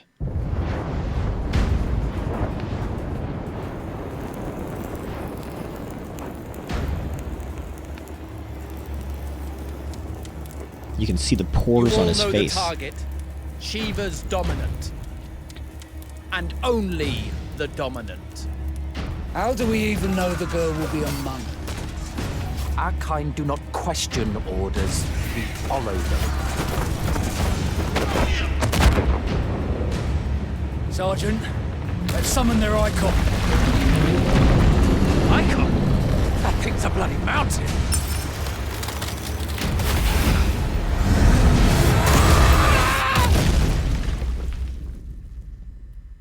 Our foe will not relinquish their mother crystal easily. This will be a bitter fight. You should not be out of doors. We have discussed this. Come, Joshua. Your father will be expecting us. I am Joshua's shield. I'm sworn to protect him.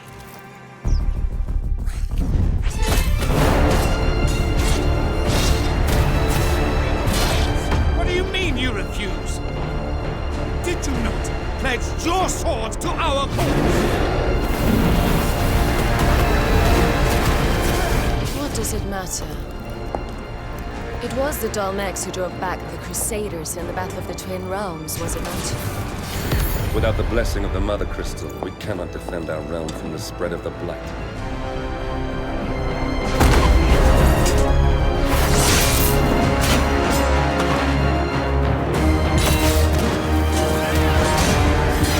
So, I sent in the Dragoons. Imperial Vipers. Do they really mean to invade us?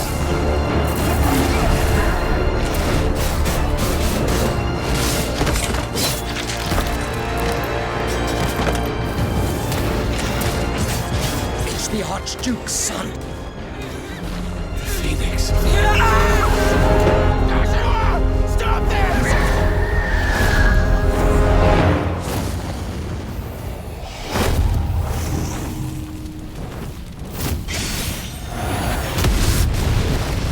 Second icon of fire. But that's impossible.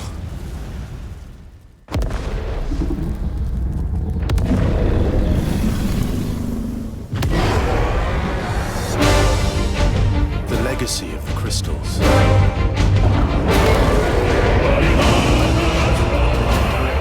Has shaped our history.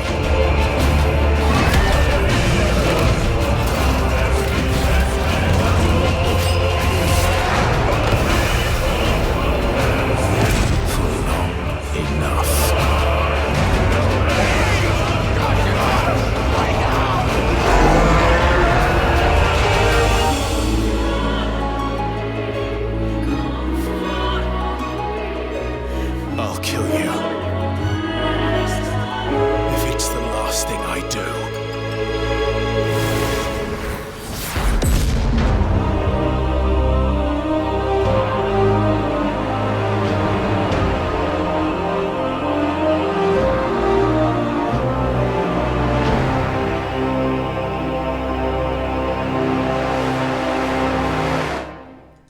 So, obviously coming out on PS5. It looks really good. Like, it looks fantastic. And the fact that all of that footage was in-game footage is phenomenal, right? And does show that the game is very close to coming out.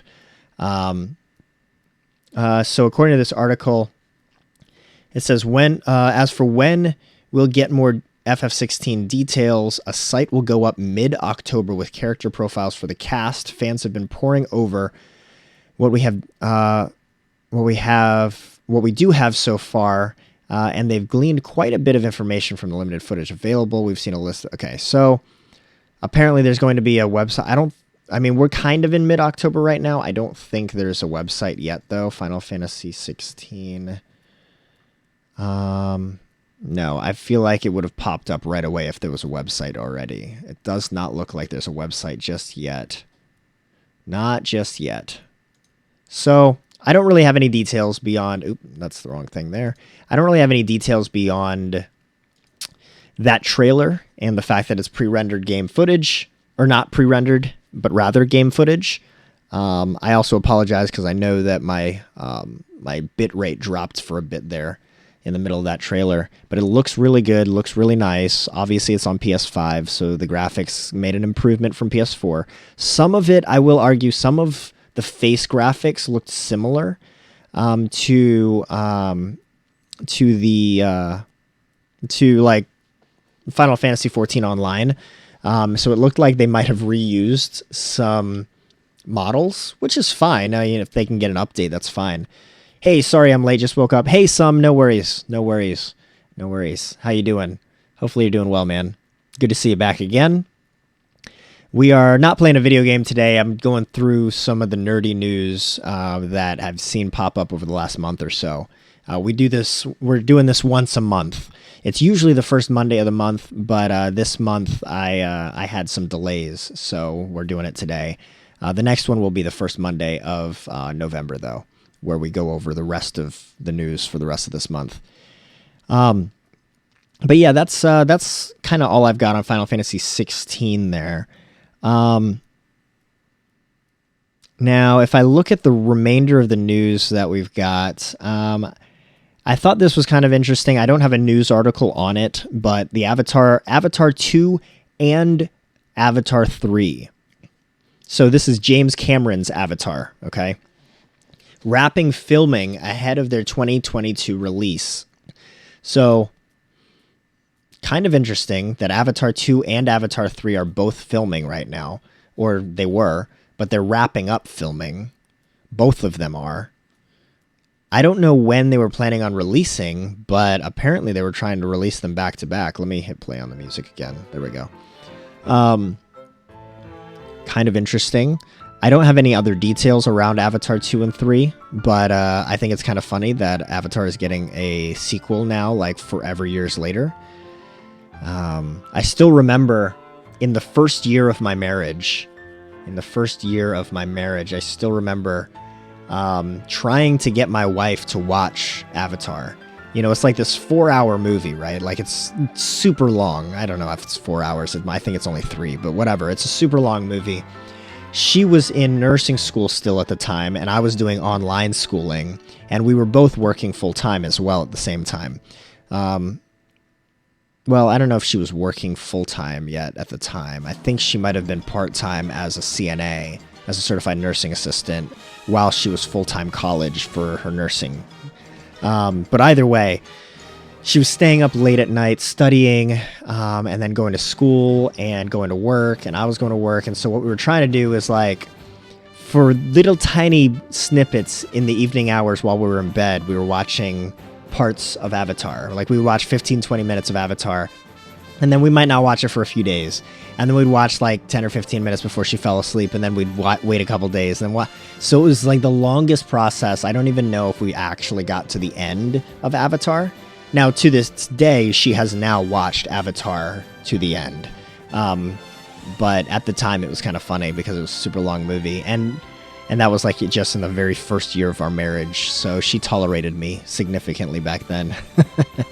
I mean, to be fair, she tolerates me significantly every day, but... Alright. Next up here, I don't really care about that thing. We might come back to that. Let's look at this one. Resident Evil movie reboot. Resident Evil movie reboot. If you missed this piece of news in September, it was announced that Resident Evil, the movie franchise, was going to get a reboot. Constantine Film has set in motion a new adaptation to add to the ever-expanding Resident Evil movie franchise.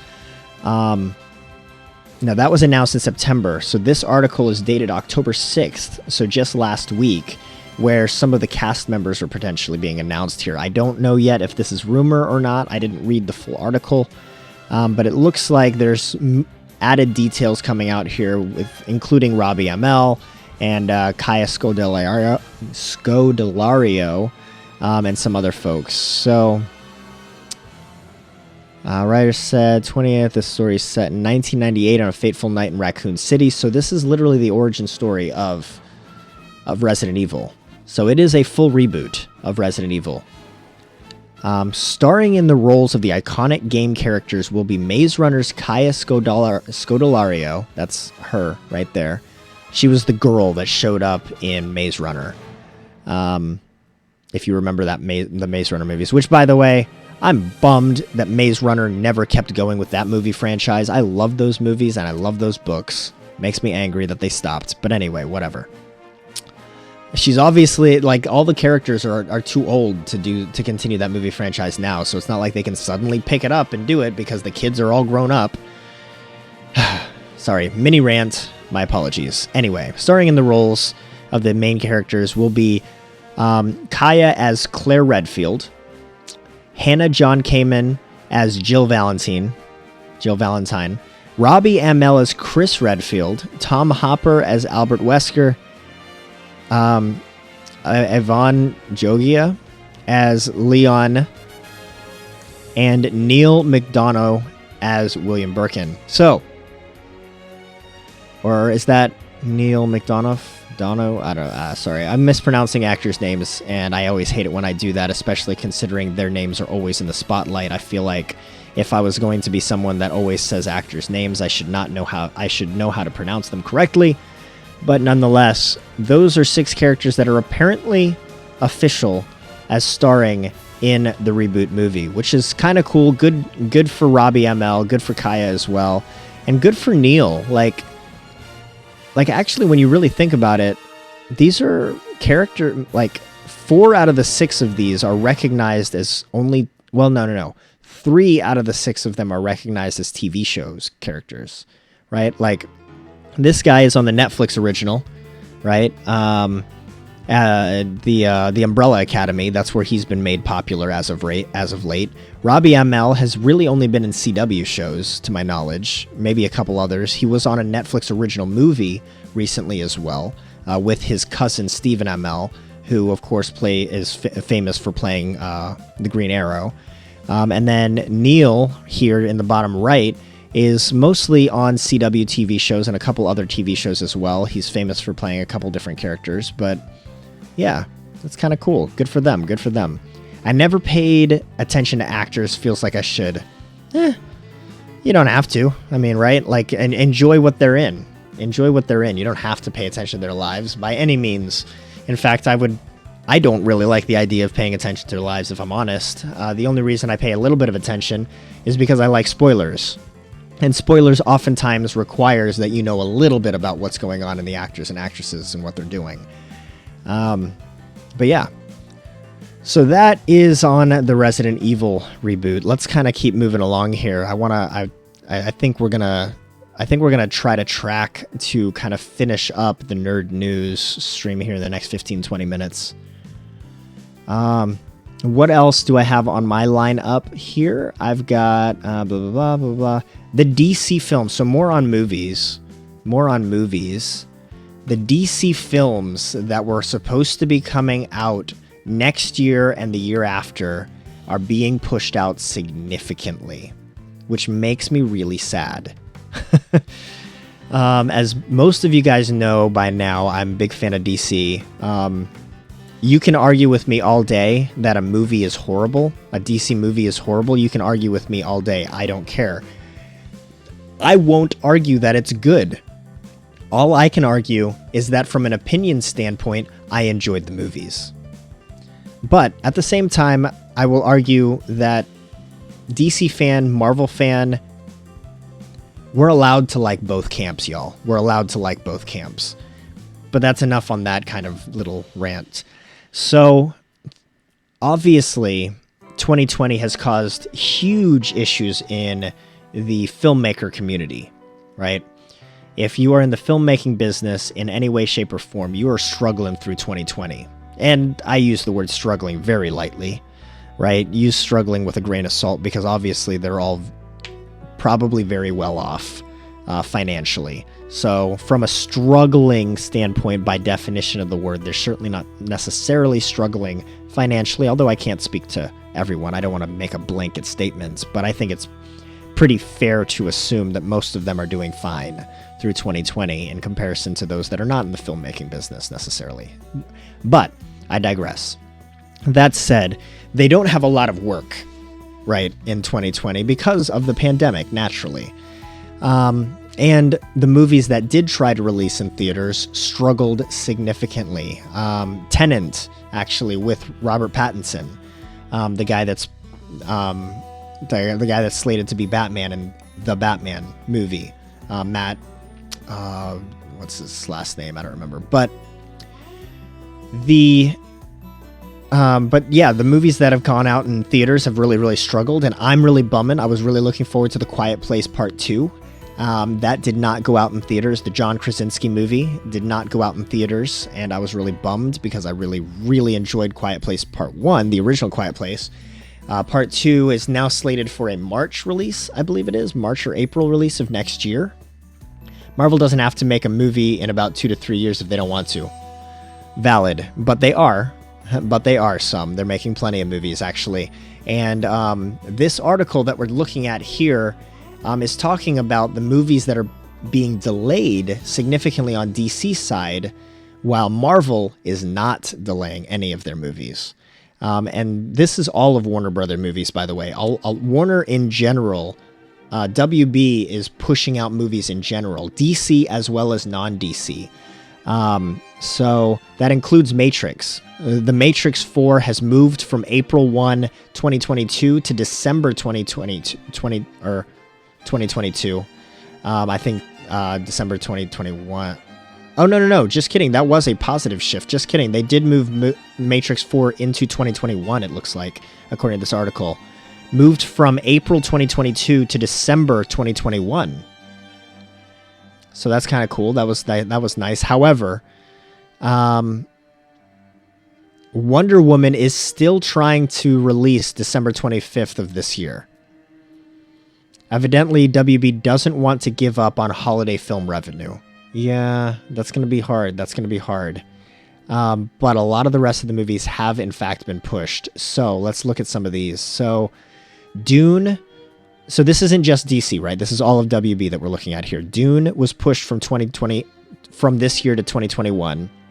But that was only the beginning. The Batman, which previously held that spot, will now open 5 months later on March 4th, 2022. The Flash is now in November of 2022.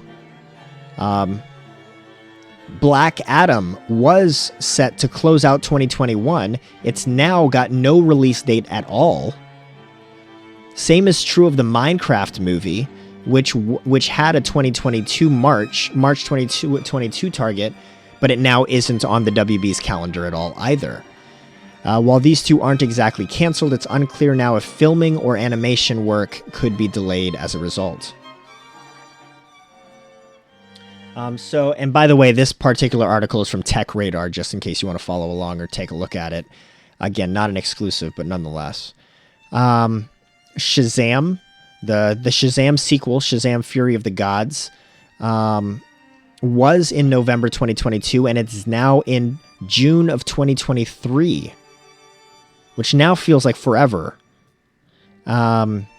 And then it talks about Matrix moving into 2021 and Wonder Woman holding strong for December of this year. Let's see. But then, of course, Marvel has not made any delays to my knowledge. The WB, while WB has mostly abandoned 2021, Marvel's recent Phase 4 delays placed Black Widow, Shang-Chi, and The Eternals all in 2021 slots. If there is a film-going resurgence next year at all, Marvel Studios and Disney could win the superhero box office with no contest from DCWB. So that's a real bummer for the DC movies. Was really looking forward to some of those coming out earlier, obviously, but the pandemic has ruined a lot of stuff for us, right, in this world. So sad face there. Womp womp. All right, the next two things are a little spoilery, so I won't say forgive me, but be warned, they're a little spoilery. One of them has to do with the next Spider-Man movie, and one of them has to do with a Star Trek TV show. So if you don't want any knowledge on that stuff, put me on mute or something, or lower my volume so I can keep your view. Just kidding, just kidding. All right, so here we go. Diving into here. Benedict Cumberbatch joins Spider-Man 3 as Doctor Strange. Now, I don't know if this is an official announcement or just an exclusive rumor, but this is coming from Hollywood Reporter. And this says, putting on the cloak, blah, blah, blah, movie installment starring... Yeah, I think this is official. I think this is official. Now, that said, there are rumors and or official announcements. Between the rumors and the official announcements, so far we've got Benedict Cumberbatch, so we've got Doctor Strange in there. And we've got Jamie Foxx coming back as Electro, which was really, really weird. A lot of news outlets have been reporting on that, even though I don't think that was an official release or official statement. But nonetheless, if Jamie Foxx is coming back as Electro, then it begged the question, could Andrew Garfield come back in Spider-Man 3? Like as another Spider-Man, and kind of do this Spider-Verse type of thing, right? Because now we've got a Doctor Strange sequel, which is introducing a multiverse coming, right? So that's minor spoilers there too. And if Doctor Strange is introducing the multiverse, which he already kind of introduced the multiverse in Avengers Infinity War, right? He mentioned how he did all of these millions of iterations, and in every single situation, they died, right? So that's kind of introducing the concept of multiple worlds that could exist where other decisions were made. And so in the sequel for Doctor Strange, it's going to be introducing the multiverse and the concept of multiple universes with same characters, just different events, different circumstances. And now if Doctor Strange is going to be in the Spider-Man 3 movie, then that begs the question, are we going to see multiple Spider-Mans with the introduction of the multiverse as well, right? Literally, the Doctor Strange sequel is called Doctor Strange in the Multiverse of Madness. But that said, another article I just saw pop up on my Google Now feed this morning before I started this, which is an exclusive rumor. It's an exclusive rumor. There have been rumors that talks were going on to bring in Tobey Maguire and Andrew Garfield into Spider-Man 3 to be multiple Spider-Mans in that Spider-Man 3 sequel, or Spider-Man 3 movie. According to Fandom Wire, there are sources now saying that not only are Tobey Maguire and Andrew Garfield in talks to come back as Spider-Mans, but apparently they've already signed on. Apparently they've officially signed on, according to these rumors.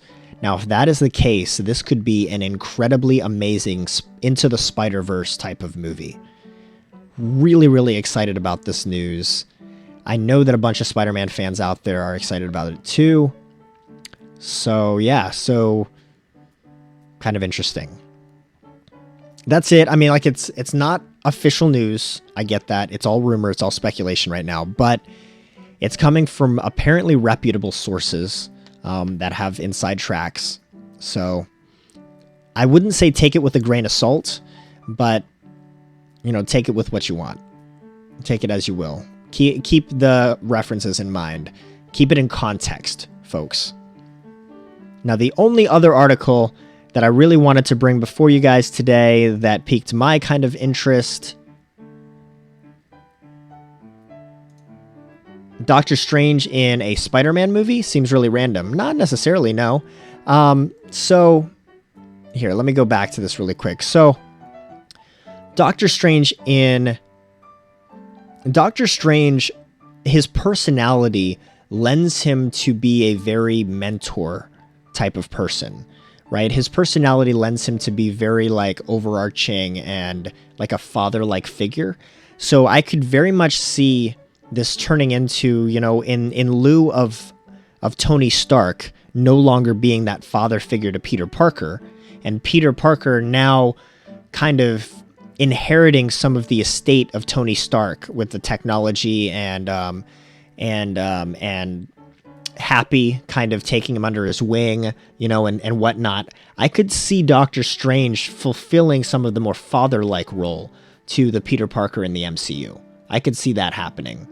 And if you want to have a Spider-Verse movie, You need a way to introduce the multiple universes. And if Doctor Strange is introducing multiple universes in his sequel, then it only stands to reason that if you're going to bring multiple Spider-Mans into the same Spider-Man movie, Doctor Strange is like the link that makes the most sense. You know, instead of making Peter Parker suddenly open up off of their own plot, all multiple universes, at the same general time that Doctor Strange is playing with multiple universes, why not just connect the two? They're in the same universe, the same multiverse. Why not just connect the two? So I think that's where they're coming from with this.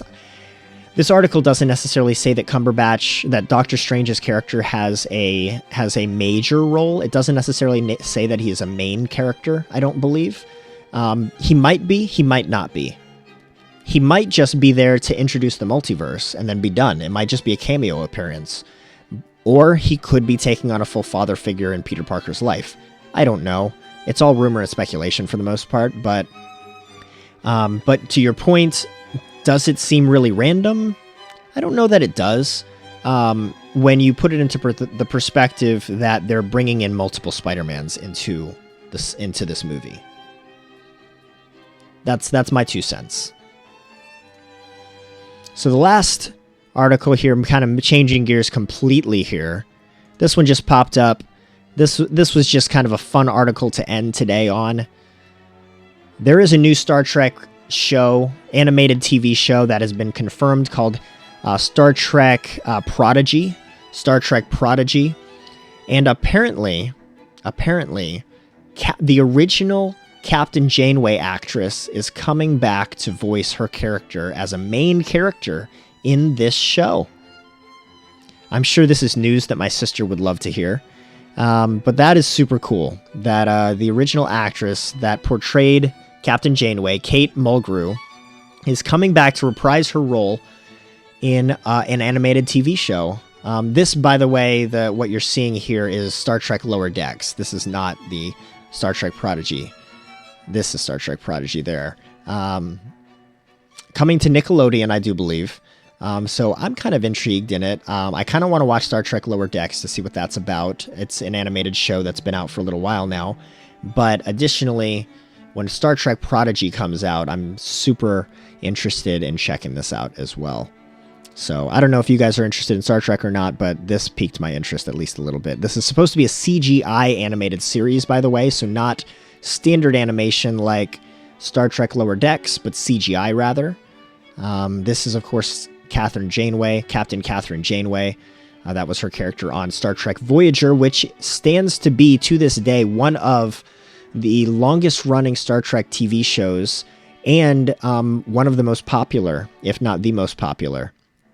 Of course, the premise, if you're not familiar with Star Trek Voyager, the premise was that the USS Star Trek Voyager, the USS Starship Voyager, got stranded in the Delta Quadrant of our galaxy, and they couldn't get back home.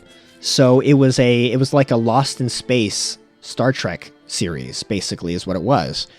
So they were encountering new and unknown things in our galaxy, never before seen or discovered by humans or by a lot of the United Federation of Planets. It's really a really cool show, super interesting, and eventually, of course, this isn't spoilery because this show ended in the 90s, but of course, by the end of the show, Voyager did get back home, and the show ended on good terms. But it's super cool that Star Trek Prodigy is bringing back Captain Janeway, and the original actress will portray her. So, folks, that's what I got. That's what I've got. That's the nerdy news for the last 6 weeks, basically, that I was able to scrounge up.